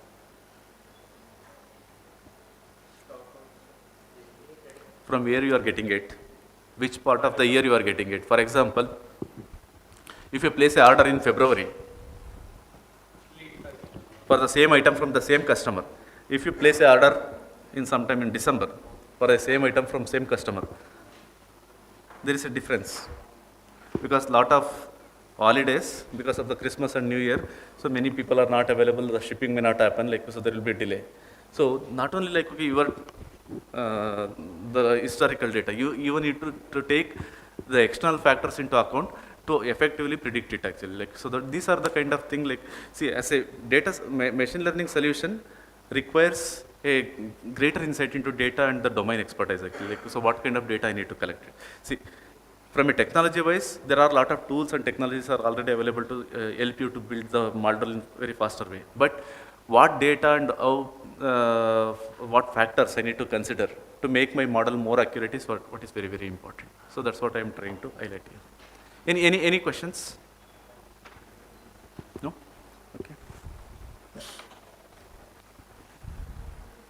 I think speech understanding, so I think already a very, very matured problem, and we are actively using in our day-to-day life. So we'll see more detail in when I talk about the LSTM at later point of time. This is recommendation system. So basically, how do you recommend? So this is another major upcoming trend, right? So whenever you place an order, so the next thing is the system start recommending it actually. So what parameters or what factors you will consider to recommend? Okay, and how are you going to assess the effectiveness of a recommendation system? See, I can recommend hundreds of things. How do I say whatever I recommend is appropriate or not? Okay, I recommended, okay madam, item 1 to you. When my recommendation is done, how do I assess whether my recommendation is appropriate or not? If you brought the item so that means if you recommend something and the customer ends up buying it are considering it, then like okay, your recommendation is appropriate. Otherwise, it will become nonsense actually. Like so, you are trying to keep on sending, and it is just like a spam mails, right? So that should not be the case. How are you going to make such kind of recommendation system? Hmm? Profiling. How do you do the profiling? Hmm? Age, gender. Okay. Okay. Let me give you an example. You are a MSc student. You have a C programming language as a subject. You bought a C book from Amazon. What should Amazon recommend to you? All of you get the problem, right? You are a MSc student. You are having a C programming language as one of the subject. You bought C programming language book from Amazon or Flipkart or whatever the website. What should be my recommendation? What do you expect my next recommendation? Should I recommend C book by another author? Or should I recommend C++ or Java? What do you expect? Another language? How many of you agree for another language? So just now you bought a C book. If I recommend a Java book, do you think he is going to buy? Huh? C programming with examples, applications of C programming. Okay. Huh? Okay. So MSc syllabus, good. Okay. So we are trying to make it. Okay. Now Amazon should be look into it like so whether he is studying MSc or BSc, whether that information is available with Amazon.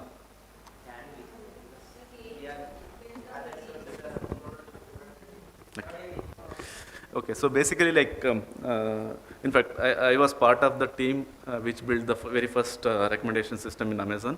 So we use a lot of collaborative filters. Collaborative filter in the sense like, okay, so you try to collaborate, okay, now not based on the product, based on the user profile. For example, when you sign up for the Amazon, you already given a lot of information, okay. So your area, your age group, your interest, etc. And over a period of when you start using it, so you are already giving like lot of information to Amazon. And today, only those companies are rich, considered to be rich or successful company. So Google is giving most of the things free, right? Including your Android operating system. Why do you think Google gives everything for free? See, all of us know there is no free lunch theorem. Why Google gives like, so Gmail is free. So your Android operating system is free. Why? Why do you think? And most of the apps you can download from Google is, Play Store is free. Why do you think like so Google is giving away like so free service for everything? So is it doing charity? They are sitting on the data actually. They are collecting a lot of data. Okay, and your data and your security, your privacy is at the stake.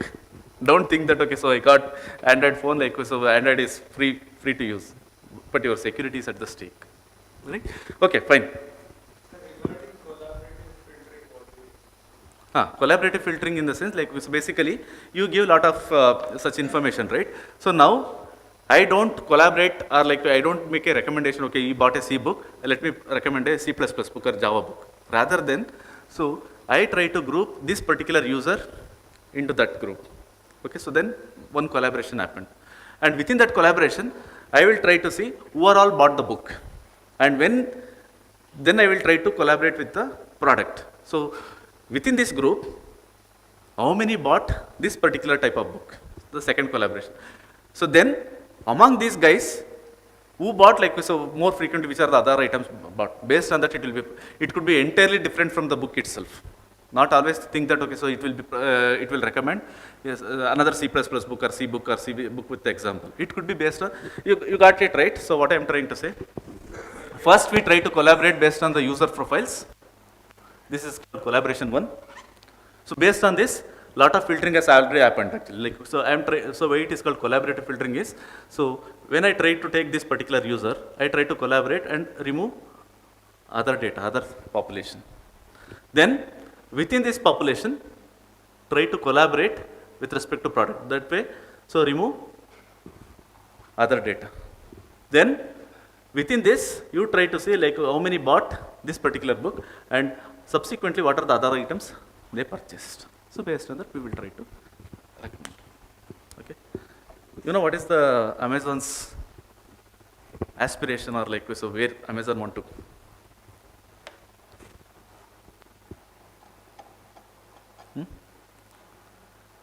Why Amazon want to recommend? To increase the business. Okay. So in this aspect, Amazon wants to bring up, or like, so for that any retail, so they want to ship a item even before you place a order. That's their aspiration. And in fact, it is work in progress. It's already, you don't be surprised after some time you get an item, or like, okay, so even without you think that, okay, I need that item.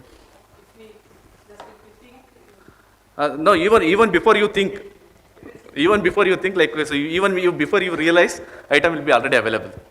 Is it possible? Is it possible? Oh. Yeah? How it is possible? You yourself is not clear like whether you need to buy it or not. By the time you realize, or even if, oh, I wanted that, already item is already available.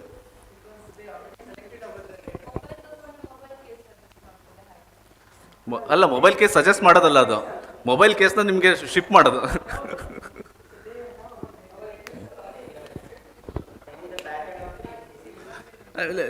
Let me take it's quite possible. It's quite possible. I can give like so lots of examples. Maybe one example, like let us say you purchased a printer from Amazon. Okay. So if you purchase a printer, how many sheets, how many pages you can print from that printer? Whether the data is available? Yes or no? Where it is available? Product catalog. Probably on a normal usage case. So how many pages you can print from a particular printer model, that information is already available. And typically like, okay, so we have a data like, okay, so probably if it is used for a domestic use, how many pages one can print in a day. If it is for a business case, what type of business, how many pages one can print, that information. And how Amazon will get that information, whether you are buying it for a domestic use or for a business use, based on your user profile, it is there. And how many pages one can print, that is available, that can be easily get it through the survey, simple survey. They can conduct a survey and survey data is already available, they can use that. Okay, so in a normal household, like so if I am having only 1 or 2 people and they are using it for a particular business domestic case, probably they may use like so 3 to 5 pages on an average in a day. Okay, by combining all these things, can I derive, but it's a business. What is that business? How it is linked? Based on this, Amazon can plan what should be my warehouse, like so how much, probably like, okay, so I need to devote the space for holding the cartridge. I am taking one example. See, it's not only like for you, even Amazon can plan, Amazon can ship, so many things can happen actually. So that means everything is data driven. It's only your imagination that limits actually where you want to solve. I just give a very simple example like this. It's not, they are serving their purpose, they are extending it, value creation, and it all possible, it's based on like, so how do you interpret and how do you extend your value from the availability of data? Clear? So that way, machine learning, deep learning, very interesting and fascinating area. And what can be done is up to your imagination and your. Clear? Of course, like so, I think probably I don't know, like Amazon already recommending like, so if you get a baby, and like, okay, so before your baby is turning 1 year, maybe 11th month onwards, they will be start recommending like all the birthday preparation items actually. So there could be a day where like, so they can estimate your dead date and they will start preparing like, so sending, okay, so what are the things you need to prepare?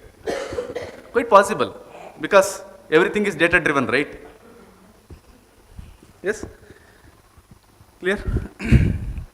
Okay, all on lighter note, but so whatever I said, so it is that shipping the item, it's Amazon is really working on that actually. I'm not just exaggerating it, it's really work in progress. And even these recommendation subscription methods, all are based on those kind of things actually, right?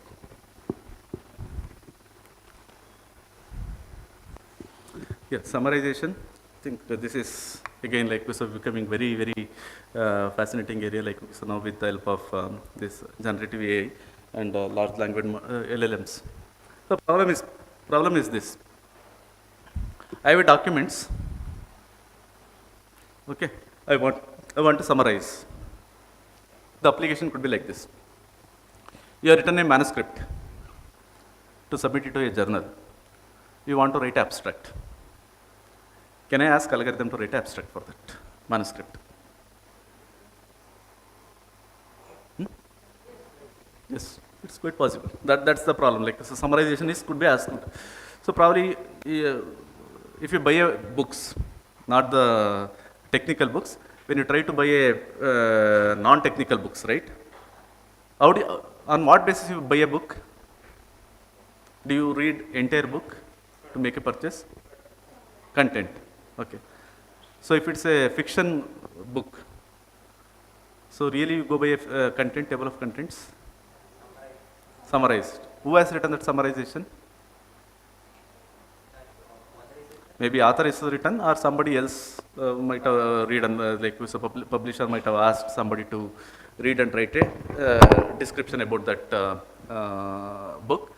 And so now, is it possible to write a such kind of summary, maybe like okay, so 3 to 4 sentences, or maybe like so within 10 sentence subscription, the summary of that entire book given a manuscript.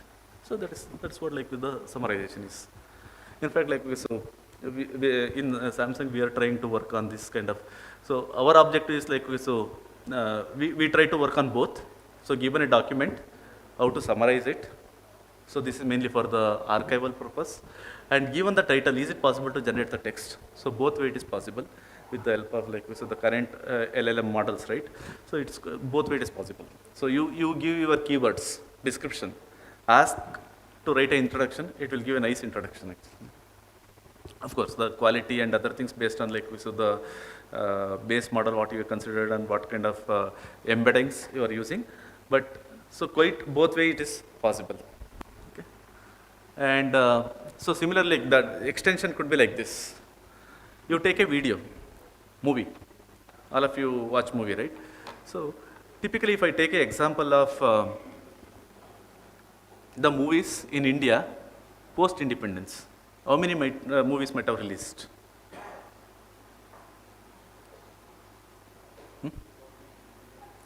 Maybe in definitely in lakhs, more than that. Okay, let us assume 1 lakh movies. I want to build a library in such a way that, okay, search library, video library, where I should be able to search the movie based on different factors actually.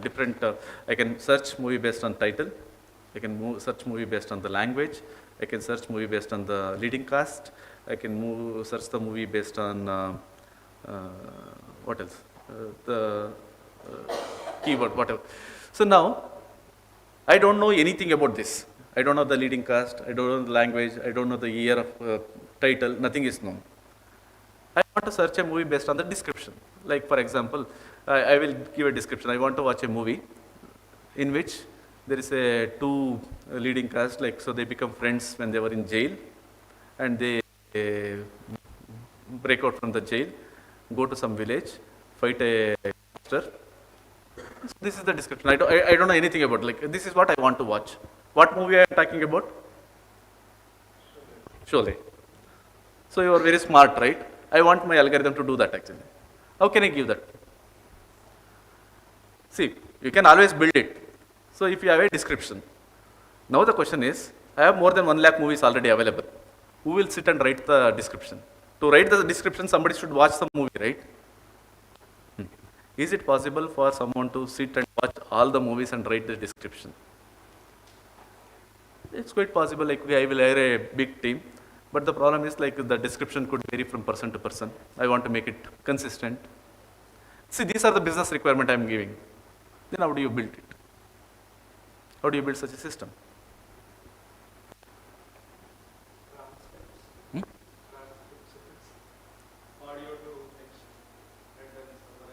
Okay. So you get a audio transcript and then you will summarize. Okay. So that means from audio you will generate the textual description. Okay. Why not on video? Yeah. Precisely that's the problem what we are talking about actually. So image captioning is only you are trying to do the generate a caption for a single image. Now I give a movie, entire movie, 3 hours movie or 2.5 hours movie. I want a description in that format. Very interesting problem. Already there. Already there. Already there actually. The effectiveness may be quite way, but you give keywords. I think if you need the site, I can give you like so. Video in.io. You give a description, textual description, it will generate a video for you. Video in.io. So that is one tool. There are many such tools available. Like so, where you give a textual descriptor. Okay, I need to create a YouTube short on a particular topic. So these are the things I need. It will generate a nice 2 minutes video. Okay. Clear? Okay. So very interesting problem. Like so, there are a lot of things can be like. So even like okay, so today, I don't know how many of you watch cricket. So the cricket's highlight, whatever the highlights they generate, right? So 30 or 40 minutes highlights. So no, it's no longer generated human edited actually. It's all machine created these days. So the technology is moving fast. So there is a lot of scope and opportunity even in these directions.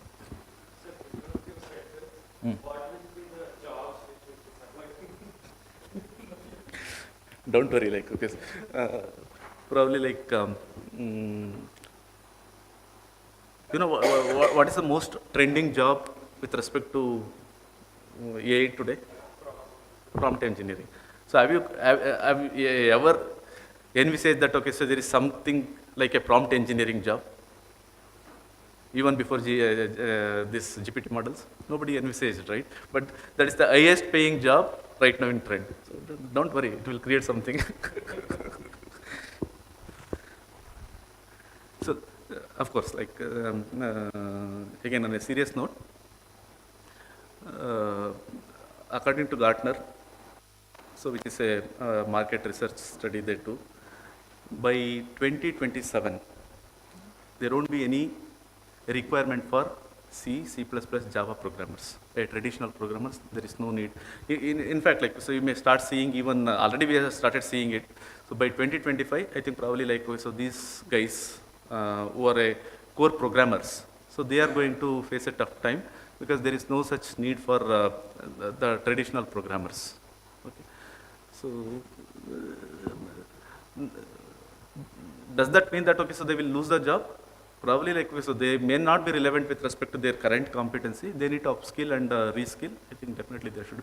But at the same time, like so there is a lot of scope for the data engineers, data analysts, and like so this prompt engineering kind of things. So probably they need to reskill and upskill and then find it. Yeah, I think marketing strategy, I think already mentioned, right? Like, so you need to marketing and storage management, warehouse management, everything like so it is. Just NLP we will try to see. Conversational AI, I think probably if you start using the GPT model, I think probably you already started seeing the effectiveness of it actually. Every time you try to converse it, you try to get. So generally, which GPT you use? Chat GPT. Anything like, have you ever tried Bard, Jenny? So there are many such models actually. Like, okay, so you can, so there is very interesting. Like even for your own organization, if you want to build, like you don't want to rely on the generic, GPT models, and you want to build your own model, you can always take a base foundation model, and you can have your own embeddings from your local data repositories. Like for example, if I talk about the Mangalore University, they may have a lot of documents with respect to their. So they can embed it and use that foundation model, and they can build their own GPT models for their internal purpose, which will be very, very specific for particular, and same thing for your local languages. There are a lot of opportunities. It doesn't mean that, okay, so everything is solved. Okay, so there are a lot of problems. I think probably you need to see, that's what, like I was talking about, like, so writing the proposal, right? So when you try to write a proposal, not only for like the funding, or even for when you are trying to take a problem for solving, always try to start with a problem. Don't start with the technology. So most of the time, we commit a mistake by starting with the solution and then backtracking and finding a problem. How many of you, when you are deciding your PhD problem, you started with okay, I am going to do my PhD in machine learning, and then you started working backwards to find a problem, like, so what problem I will be solving? How many of you started with a problem and then derived the objectives? You started with the problem and derived the objectives. Or you started with the technology and then you fixed the problem. What problem you are working on? Identifying voice pathologies. Voice pathology. Okay. Why did you feel that, okay, so that problem is relevant? Like I just visited the hospitals, then I got the requirement. Okay. Based on the requirement, So somebody told, actually, you no, so that's what, like, so basically, if you look into your own surroundings, if you look into your own community where you are living, or like, so the place around, you can find hundreds of problems. And solving those problems is relatively like simpler these days because of the technology. Always start with a problem, try to see like, so whether the technology is matured enough to leverage to solve the problem. If not, try to innovate what kind of technologies. That will be more appropriate and more, that will have a better selling point than like, so starting with the solution and then like, so finding your customer or finding a problem actually. So even when you are writing a proposal, you try to see like, so what is the pain point, what is the societal problem, and take that and then start working on like, so what technology is already available which can be used to solve the problem, or if that is not available, what technology need to be developed to solve the problem. Then like, so obviously there will be a taker, because already you are starting with a problem, right? So you know the problem, you know the pain points. So then you are trying to address like, so that is based on how I need to solve the problem. Then there is always a taker. Most of the time we try to start with the solution. I have this solution, you try to market it. So probably that may not be very appropriate. And so I'm not discouraging. There may be cases where it may work, but it's always easy to find a solution for a problem rather than like, so you start with a solution, you're selling that product. So that's what my suggestion. Even when you're writing a proposals, you try to see like, so what are the pain points, what are the problems, is there is any technology. That way it is easy and to write, and also easy to communicate, and easy to showcase the benefits.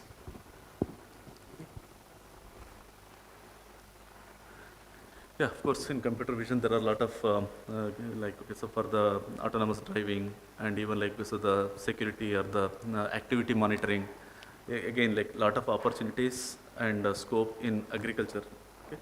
Especially like, so see, usage of technology for agricultural problems in a Western environment is more or less easy and viable solution. But when you take into our case, like so the scenario of Indian agricultural scenario, so there is a lot of opportunity and scope for coming up with a cost-effective solution. because you need to consider like so the ad hoc methods and the fragmented land patterns. So these are the pain points actually. Like, so if you can come up with a technology which solve this kind of problem, then you will have like huge market. So huge market in the sense like so not only for the monetization, for your even for you to publication and creating a patents and even to monetize. I think there are a lot of opportunity. Try to consider that. Okay. Any questions or any cases that we need to discuss before we move on to the next topic? So maybe we can also use this method in the public spaces for safety purposes. In large people are gathering. Correct. Yes. So people are using it. So there are like, okay, so some customization or some specific events that need to be monitored. I think you can always take it actually. That way, so the base technology are like, so whatever the components may be available in a fragmented thing. So it's, you can derive a use case. Okay, so if you observe that, okay, so this is a kind of pain point. So how to leverage the technology to solve the problem, that's what. Right. Okay, so there are different types of CNNs, right? The DL models. So CNN, I think probably most of you are familiar. I think we discussed. So then we have like encoder decoder model. So we have RNN, LSTM, transformers, and foundation models. We'll quickly run through it. I think most of you are familiar with CNN models, right? We can just quickly skip. Okay, this is the earliest CNN model for numeral recognition, the character recognition. So learn it. So we just got about 60,000 learnable parameters. This is how it looks like actually. Like so basically, image is of size 32 by 32, and these are the number of filters or the feature maps. So which is having 6 filters, each of size 28 by 28. So it will generate image of 28 image. So each of size 3 by 3. And again, like this in the second layer after the subsampling and pooling. So it will be like. So finally, like okay, so the fully connected layer is, it gives about 120 dimension feature vector. So that's the output from this convolution operation. You get 120 feature vectors, and then you have one fully connected layer and 10 output neurons corresponding to 10 numerals. These are the number of learnable parameters for this particular network. And similarly, we have AlexNet, so which is much more complex and more exhaustive, which has got more number of learnable parameters, about 6. So, how do you translate this 60 million parameters and 60,000 parameters? What does that parameter refers to? And what will be the implication or the impact of these parameters on your problem solving? Capacity of the model to learn. So basically your 60 million means like, so these are the number of parameters you can learn. Okay. What does it mean? So that much complexity it can handle. The complexity means what complexity? The variations in the data, like so if the data or the problem is much more involved, or like we said, has got more number of variations, probably you need to have a more sophisticated model with more number of parameters. What happens if your data is very complex and if you go with a model with less number of parameters? And it underfit your data, right? So basically, like okay, so it's as good as like so you are giving maybe a 10th standard syllabus for 3rd standard student. It's as good as like, but the model is not that complex, or like so it's not having that many scope to learn, but you are trying to give like okay, so a more number of parameters or the more variations. So on the other hand, what happens if you use this for a less complex problem? What could happen like so? So the first case, so I have a complex problem, but if I use a simple model, it may end up in underfitting it actually. Like, so the model may not be appropriate to model it actually. What will happen if I have a very, very complex data? It overfits. Okay. So now for some reason, you want to use that same architecture, but data is still simple. But we know like so it will overfit. How do you overcome the overfitting problem for that case? Some regularization.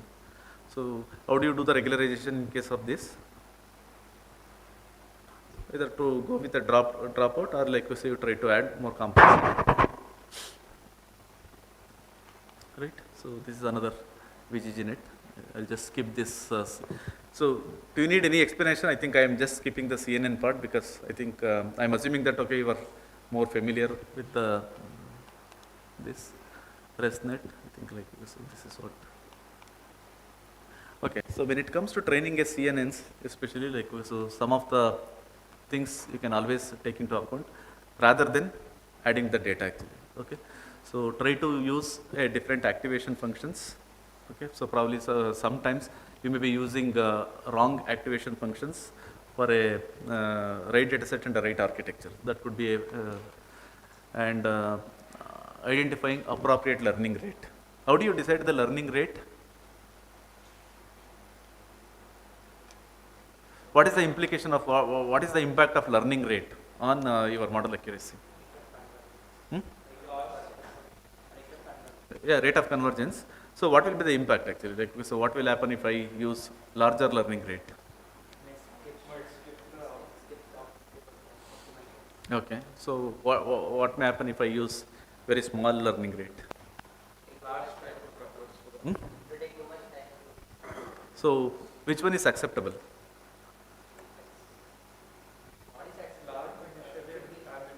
Okay, so then how do you make it? You make it as a number of like, so initially you start with some larger value and then you make it as a function of epochs or the iterations. So then so that as you progress, as the number of epochs increases or the iteration increases, it becomes smaller and smaller. Okay, and so if you feel like at some point of time the model is overfitting, so try to see like this is the regular. See, this is why I'm trying to capture this one is most of the time you jump on adding the data or like removing the data rather than analyzing on the model and its the parameters. So always don't jump onto the data. So I'm not telling that okay, so don't even consider the data as so that could be one of the factor. But even before that, there could be a lot of other things that need to be considered even before you get into that point. That's the only point. I think probably CNN advantages you are already knowing, right? So it offers transfer learning. Transfer learning means, so today I trained for some data, like so tomorrow over a period of time, the data pattern changes, okay? That can be trained from the, not from the scratch, from the previous point, okay? So this is very important feature, very much required for most of the industry, most of our day-to-day problems. So especially for the manufacturing sector, right? Over a period of time, your data patterns, trends will change as the machinery gets old or the product maturity increases. The patterns will change. So now you want to update the model. Okay, you can always collect additional data and you can retrain the model from the point where it was previously baselined. Okay, so that's what the transfer learning is. So fine tuning the CNN, like so typically if you want to take out some pre-trained model and you want to customize it for your application, you can always do like this. So keep the early layers because most of the problems, early layers will try to extract the primitive features. Okay, so primitive features will remain same for most of the cases. So only you start customizing or tweaking the later layers. Okay. So that's what the fine tuning is. And you can always use CNN as a feature extractor. So if you don't want to use the fully connected layer, right? Even if you want to use it for unsupervised case of kind of problem, okay, you can still use CNN as a feature extractor and then you can go for a unsupervised case. So these are some of the advantage. I think you know, right? Like so if I want to use CNN for the unsupervised problems, how to use it? Okay, even for an unsupervised case, you need to have certain features to do the clustering or the grouping. Okay, so CNN could be the initial CNN layers, right? So that could be your starting point to extract the feature or to get the embeddings, and then you can go for representing it. Okay. So autoencoder, I think autoencoder is one of the very interesting feature where like so we are trying to encode and decode. Like basically the problem itself is very simple. I have function f, okay, I try to apply convolution operations or any operations in such a way that I want to get some intermediate representation set. We call it as a latent representation. And given a function x, so from the input, I apply f of x to get a latent representation z. So now the problem is, I start with z to get back to x. If you get back to x exactly the same, my problem is, so you know how to encode and reconstruct the data from that actually. So that's what like, so if you can, if your x and x cap are same, then we say it is a autoencoder problem. Now, why autoencoder is so popular, or what kind of problems autoencoder can solve? All of you are able to understand, right, what is autoencoder means? It is basically in a classifier. If you are trying to solve a classification problem, this is how we are trying to solve, right?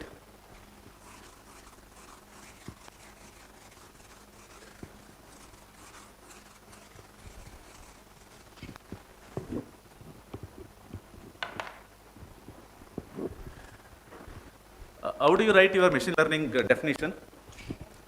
So I have some x, this is what your data, okay. So then, given this x, you want output y, how to transform this x into this y.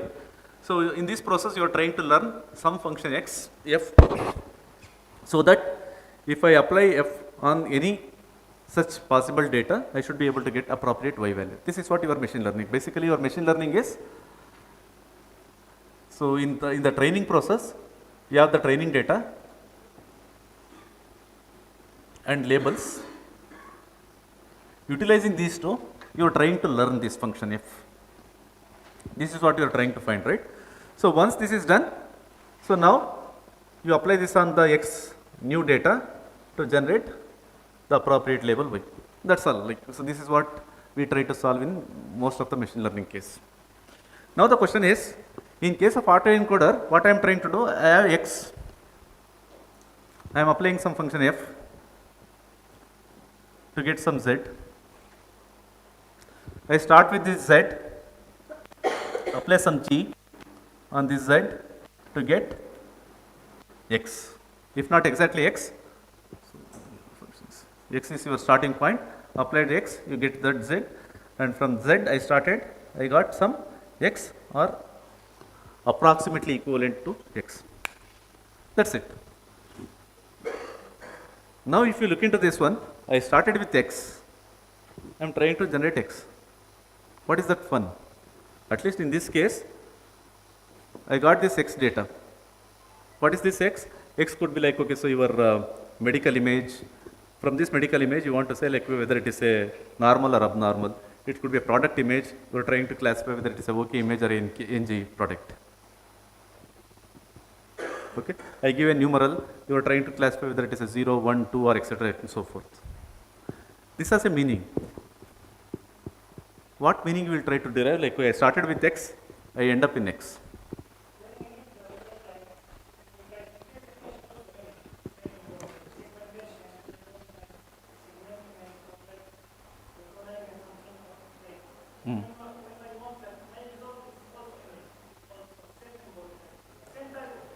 Okay. Yeah. Yes. Okay. So in fact, this is what the first step towards your generative AI.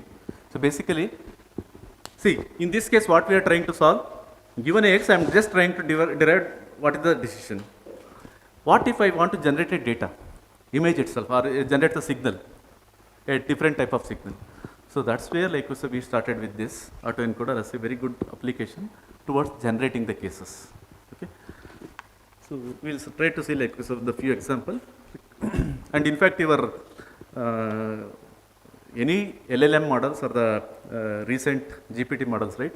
The basis is the encoder decoder approach. Okay. So again, like So you understood what is autoencoder, right? Autoencoder is basically I start with x, apply some function f to get a latent representation z, and we start this part is called encoder. What is called encoder? I am encoding this x to some representation z. Then this part is decoder, where I started with latent representation. I am trying to go back to original data x. Okay, so again this autoencoder can be undercomplete or a overcomplete. We will try to understand what is this undercomplete and overcomplete. See now, in this case, this is my x. What is the dimension of x? 6. I have 6 data. What is the output? Obviously, it should be 6 because it's autoencoder. It should be input dimension and output dimension is always matching. This is my latent representation z. What is the dimension of z? 3. See now, this and this are expected to be same, exactly same, or with some amount of loss, which is acceptable loss, I would say. Clear? So now, here I got some representation which is 3 dimension. What kind of application you can foresee with kind of this undercomplete model?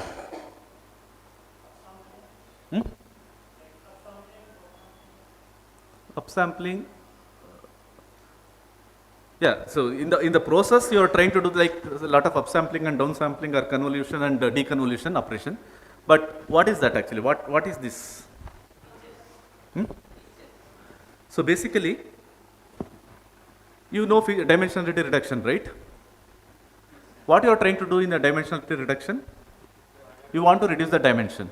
So even if you apply PCA, so like for example, I have a 100 dimension data features and I want to reduce it to 10 dimension features. So now that's exactly what we are trying to do. So my input is 6 dimension. So this 6 dimension data can be represented as a 3 dimension data. Using this 3 dimension data, you can reconstruct back, which is not possible in case of PCA. Okay. So autoencoders can be used as a dimensionality reduction technique. So if you have a huge amount of data, see this inside it could be CNN or it could be like even neural model, whatever the approach. But this can be used as a dimensionality reduction technique. Clear? So if you use this latent representation Z, that latent representation can be your reduced dimension data. What about this? Same problem. I have 6 dimension data, 6 dimension output. So here my representation is having more dimension. What problem you can solve with this? Overcomplete.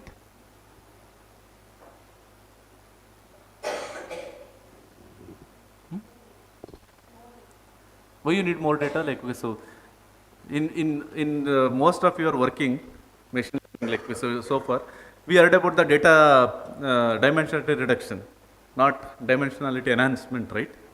So what problem could be like solved with the help of this? Generalization like nothing to do with this one, right? Generalization is mainly from the classification. Oh, so you are generating only the latent representation, not the output data.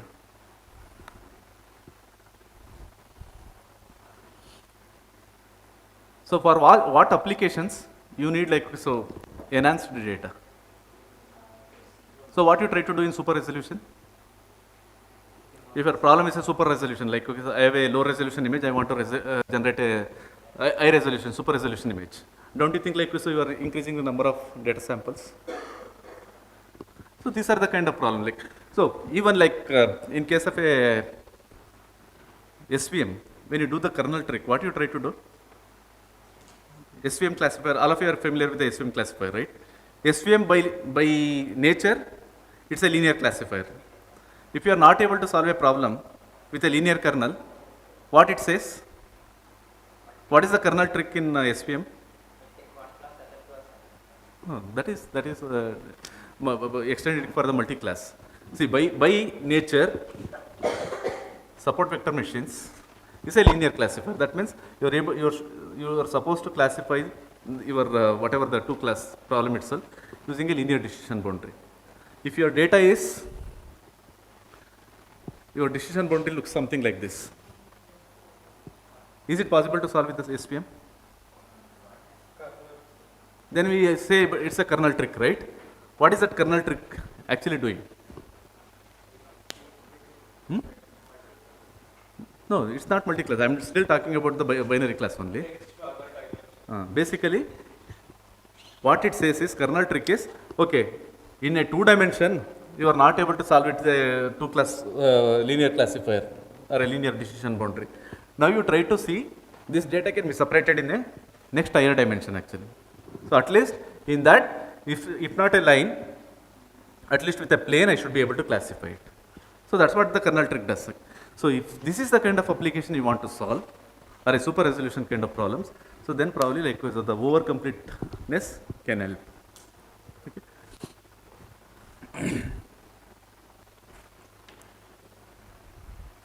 I think so. It's the same with respect to the convolution. If you use the convolution layer, see, autoencoder is nothing specific to CNNs.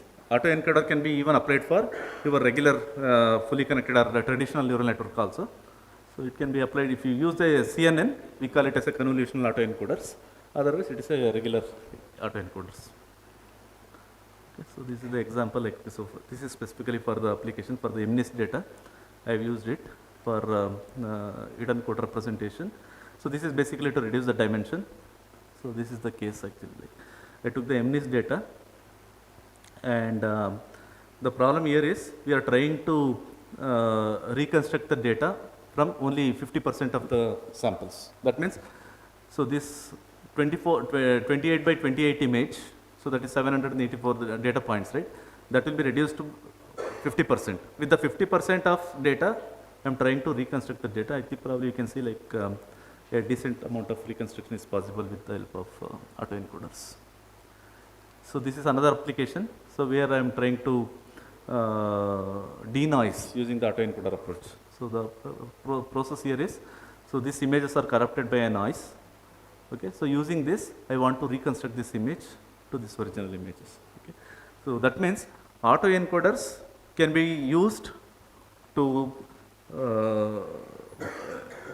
reconstruct the image with lower dimension data, or even like it can be used for like, okay, so this noise removal, or even for the segmentation, etc., and those kind of problems.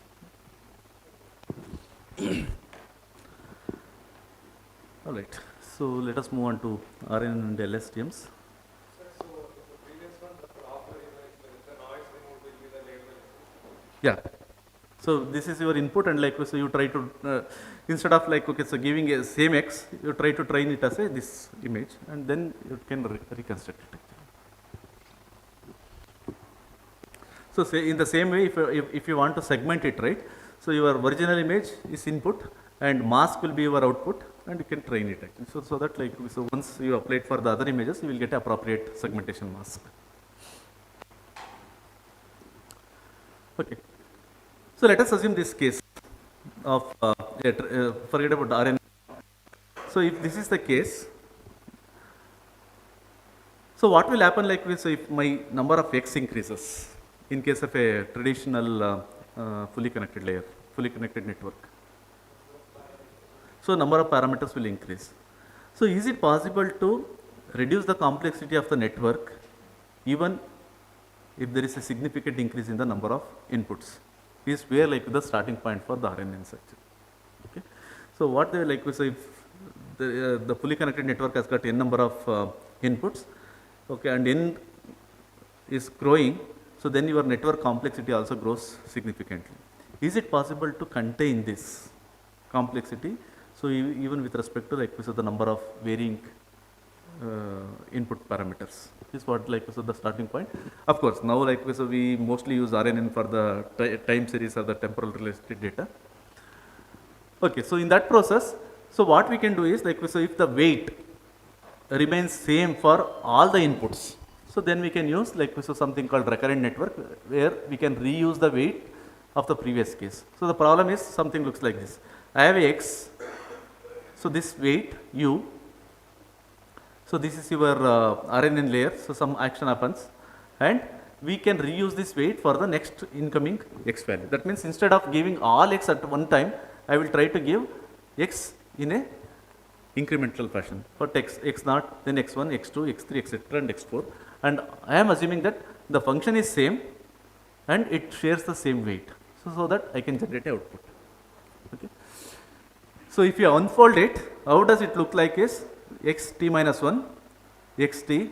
So these are given, like say now, initially I give xt minus 1, it applies. So I have a previously learnt weight and then it will generate some output. And whatever the weight I have this one, I am trying to utilize for the next input, apply this function f to generate next output, etc. and so forth. So now, this x could be independent or it could be time dependent. See, that means you are trying to, let us assume like, so these are the sensor monitored data. For example, you have mounted a vibration sensor on a machine and you are trying to measure, you are trying to compute it every 1 second. So this is the measured vibration at t minus 1, this is the measured vibration at t and t plus 1, etc. and so forth. So like, if this is the case, we can always use the recurrent neural network where, so this previously computed weight will be utilized for the next and next and next and so forth. Okay, so this is what RNA. But there is one significant problem with the, okay, so before that we will try to understand like, so how does it work. So this is x1, the function is f which is same. So I have a pre-trained or the previous weight h0. So that these two will be used, applied on the function f to generate next weight and output. So this is output and this is the intermediate weight. And this intermediate weight, in case of our previous CNN and all those other cases, we just try to ignore actually. Like so in the, we don't try to carry it actually. Here we try to carry it for the next case. So then we have x2. I am utilizing this weight, apply the same function to generate output y2 and intermediate weight value h2, etc. So this continues. So no matter how long, like so, what will be the whatever will be the value of the length of this. See, if this is not, if this kind of recurrent neural network is not available, then if you have like so the vibration data, a sensor which generates about which works in 12 kilohertz. That means 12,000 data samples in 1 second. So then like so we'll have like so 12,000 neurons. Okay, so it becomes very difficult. And again, like if you replace the sensor with 50 kilohertz, so then probably like we will have 50,000 data points. So to overcome this problem, like so we try to use RNNs. So this is how like so the RNN works, like so where we can give one input at a time and we can utilize the same the previously computed weight and so on and so forth. How to construct the deep RNNs? So you can just stack it actually, like so you will have like this is the first RNN layer. So this output can be taken as an input for the next. This is similar to your convolution layers. You can stack the next RNN layer, etc. and so forth. So what are the functionality is? So given a x, it applies the weight and then apply the weight on this. Like so you have two connections, right, from this. So this is one weight multiplied with the x. You have another weight here, so multiply with previously coming h to generate. So then apply the function sigma. So this is the function here to generate the h dash. And similarly, you will have like so w naught here and h dash to sigma. So this will give you the y. Okay. So these are the two things generated from this RNN. So one is the weight for the next layer and the output. But there is one problem with this RNN approach. What is that is? So now I got a data for x naught. You computed this and you got h1.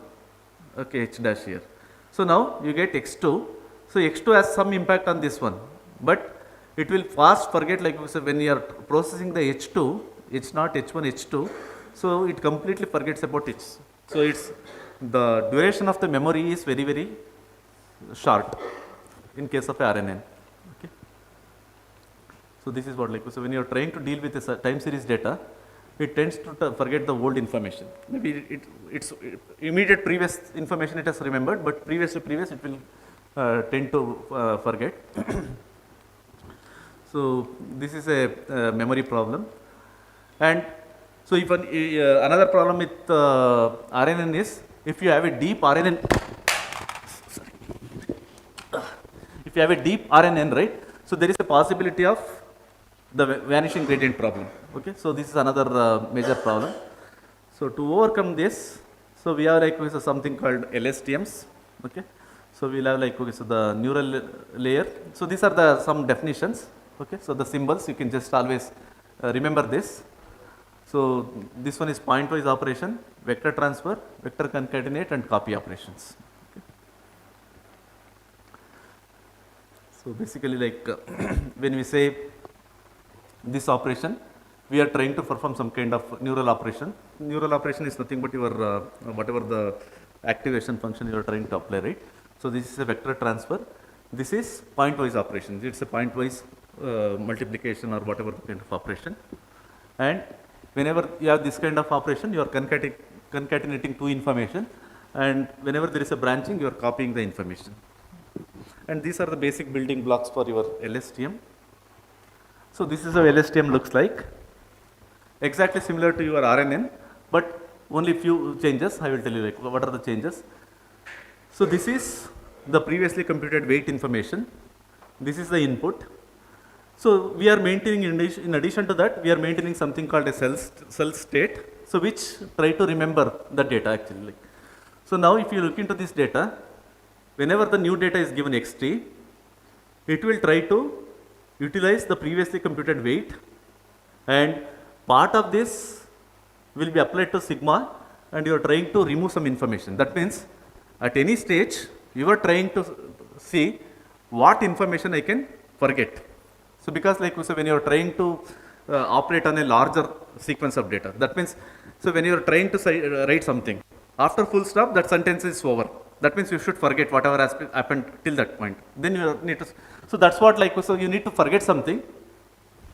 So this is called forget gate, and at some point of time you need to add part of input to the next. So that means like, so now there is a new sentence started. So that information need to be added. So this is called input addition to this. This is a cell state which maintains what information previously happened. So whether I need to forget or I need to carry some information. So this is what like so we are trying to.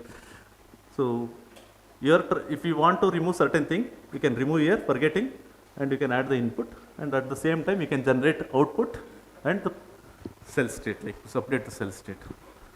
So this is almost looks similar to your RNN, but except for the two cases. One, we are enforcing some information to forget and some additional information to be added. It is that this is what like, so these LSTMs are becoming very popular for your language models. So whenever you are trying to generate, so whenever the full stop happens or the sentence completion happens, you should forget about the previous subject and you need to start with a new subject. So this is CT minus 1. So the cell state. So this is your previously computed weight. So this is what the forget gate is happening. So CT minus 1, whatever the information was earlier previously there, so you are trying to forget. Okay. So with respect to the complement, that's why we are taking the complement of this cell state. Okay. And similarly, as I mentioned, this is your input gate. You are trying to add a certain amount of input back. So you are trying to remove here, and you are trying to add the new input to the LSTM. Okay. And sigmoid will try to determine how much information goes through the cell state. Okay. And this tanh gate will try to update the HT gate, and also it will control your output. Probably like you need to rush. I think we don't have much time. So this is the basic building block. Like basically, like we are trying to have a recurrent or trying to keep the memory by adding, updating the cell state. So cell state plays a very crucial role in case of these networks. Okay, so these are some of the applications of LSTM, the neural machine translator. Whenever you want to use it for the translation, basically you might have used the Google Translator, right? So Google Translator exactly uses this. Okay, as I mentioned, so again, for most of these language models, right? So it follows the encoder-decoder model. First, this is the sentence I want to translate. First, you try to go for the embedding. Embedding is like basically you have a word, you need to embed it in some format, like so word to vector or any kind of embedding you need to follow. And then you try to generate the continuous space representation, and then you use encoder model. So this is where we are trying to encode the information, and you try to generate a latent information. And this latent information is used for doing the decoding and then word probability computation and word prediction. Okay. So given this sentence, we are trying to generate. So what are the key things you need to understand here is how to represent your input data. So in the word to vector representation, and then how to use the LSTMs for the encoding model. And then, so here when I say like, so it's not a single layer, it could be multiple LSTM layers actually. Basically the core building blocks are encoder decoders. And this is sequence to sequence chart model. So basically again this is also based on encoder decoder model. So if this is your input sentence and you want the machine or the model to respond to your query, so this is how it works actually. Like, so you will have a LSTM encoder where you are giving like, so this sentence, it will try to generate an input representation, intermediate latent representation that will be taken and it will be encoded or decoded to predict what could be the response for your input. So that, see basically like I am not able to getting into the details of the method, but how your chart models actually, like so whenever you try to prompt or like so when you are trying to interact with this chart model, right? So this is how it works. So underlying model is still a LSTM based encoder decoder model. Okay, so this is again chart with the context is same. And this is speech recognition. I think somebody was working on the speech recognition, right? So again, it is Baidu's speech recognition model, which is built by Andrew Yang. So again, this is represented in the same way. Like so, here the speech signal is taken and embedded. Once the embedding is done, so they try to use a sequence of LSTM encoder decoder to recognize what speech it is, given the signal, what word he has uttered, kind of thing. So speech to text or text to speech, this is how it can be generated. So this is, I think, it's a quite interesting actually. Now these days we are talking about attention models, right? So how to identify which particular input or which part of the sentence is more important. So that is through the attentions. So image captioning. So again, like so given an image, I want to generate a caption for this. So how it is done is like, so image is partitioned into different layers, and for every region you try to generate a filters and generate the match, and then use the auto encoder decoder model to predict the word what is the next sequence of word. So these are some of the outputs from image caption generators. So this is quite old actually, like so HTML 2015 papers, but these days like so there are quite interesting image captioning methods are available. Just skip this. Okay. So regarding the MLOps, okay, so if you look into any data science life cycle, right? So you'll have like this is how it starts. You start with that, understand the business, build the model, deploy it. Okay, and then you continuously like so you need to see like so whether your model is working properly or not using the scoring and performance monitoring. Okay. The problem is So customer ends, so most of the time it ends here actually. But if you want to ensure that, okay, whatever the model you deployed is working properly and it is not having any problem over a period of time, you need to continuously monitor it. Okay, so what is the model score? What is the service? Whether the intelligent application is scoring, all those things has to be monitored. So that's where like so the MLOps comes into picture. So MLOps, how it is different from your traditional data DevOps is, DevOps like basically only focuses on the development and it is working properly or not. But in case of MLOps, you have another component called data. You need to always ensure that, okay, your data is proper or not. That means when you build a model, your model building like so has taken the data from this distribution. But over a period of time, your distribution may shift or it may increase. Now, there is nothing wrong in the data. Data in the sense like so the business process remains same, but the distribution has changed. So if the distribution has changed, your model performance will change now because you trained the data from this population. Now how do you translate or how do you ensure that, okay, your model is still relevant and useful? So you need to continuously monitor whether there is any shift in the data. Okay, so the drift, whether there is any drift happening, whether it is a drift in case of a data distribution shift or a distribution itself is changing. If that is the case, you trigger and start collecting the data points and do the auto. So in case of a DevOps, we talk about CI/CD, continuous integration and continuous deployment. So whereas in case of a MLOps, we take care of four things: continuous integration, continuous deployment, continuous monitoring, and continuous training. So once integration and deployment is done, you end into continuous monitoring. Monitoring is to see like whether the data is shifting or not. That is the one.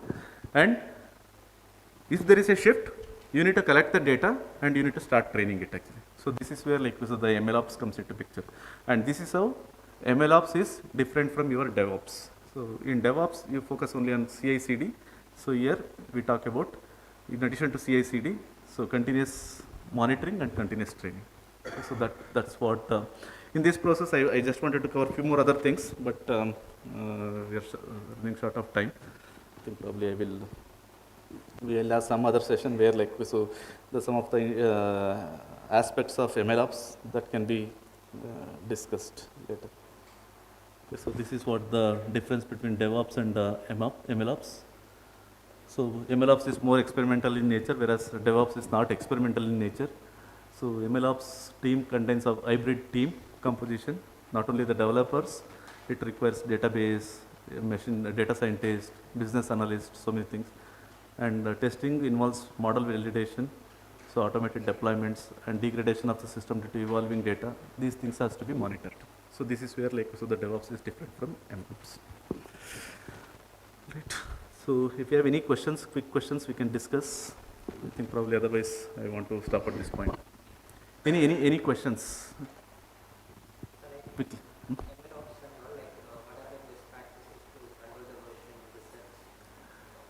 See, so some of the best practices is version your data, version your model, version your codes, everything should be versioned, because unless you version it, so your repeatability of experiment is not guaranteed.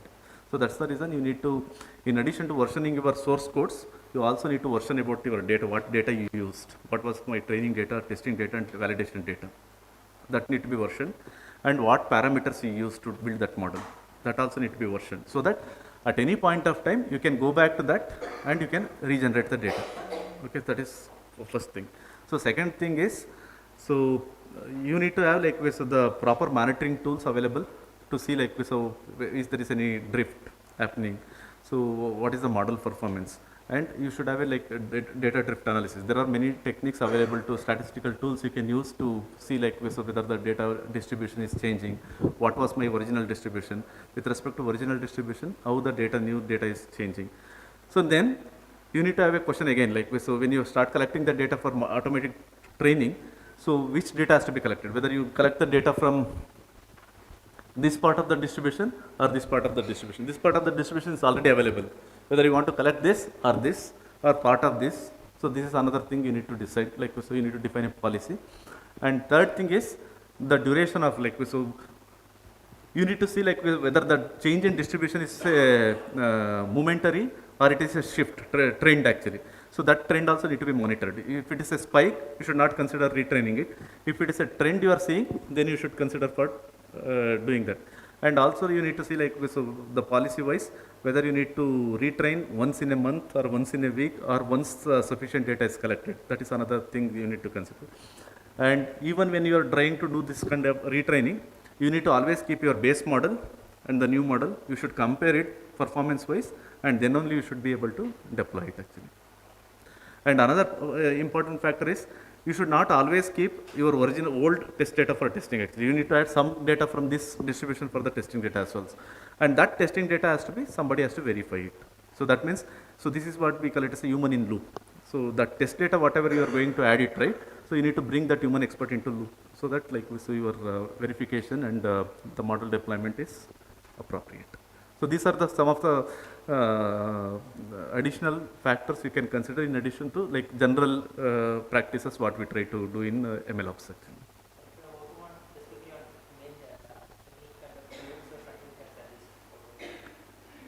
See, even for image data, like so you can use like with the CNN, we are using like with the CNN and like so the heat map generation kind of techniques, the CAM tools, the class activation maps to see like so the trends actually, like so whether the data trends or the defect trends are changing. So we try to do that actually. Correct. See, because like, okay, so for the data versioning, you have like lot of tools, like, so we are using DBC or cloud S3 buckets. So there are many ways of versioning the data actually. More than versioning, how do you assess the distribution change and other things, right? So that is what is very, very critical.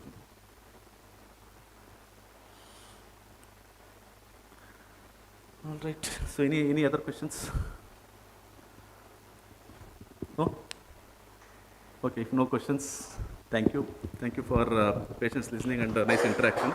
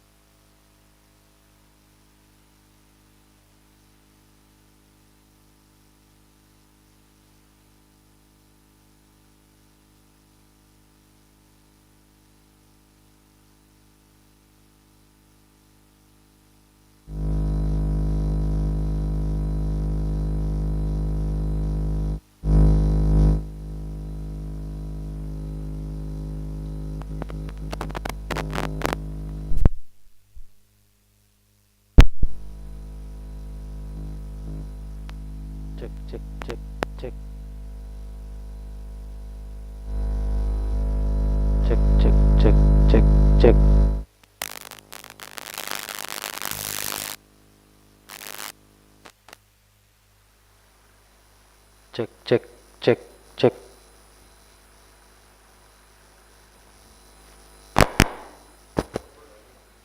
Dear participants, on behalf of Department of Computer Science, I sincerely thank Dr. Dinesh, Principal Engineer of Samsung Bangalore, for a thought-provoking session. Sir thoroughly covered the technical aspects of artificial intelligence, machine learning, and deep learning, highlighting their applications, limitations, relevance in both daily and industry automation. In addition, sir also refreshed our knowledge on pre-trained models like AlexNet, LNet, VGGNet, and ResNet. Towards the end, sir presented autoencoders, CNN, RNN, and LSTM attention models. It was indeed a very informative and interesting session, sir. On behalf of Department of Computer Science, I invite Professor H.L. Shashireka Madam to present a memento as a token of gratitude to Dr. Dinesh R.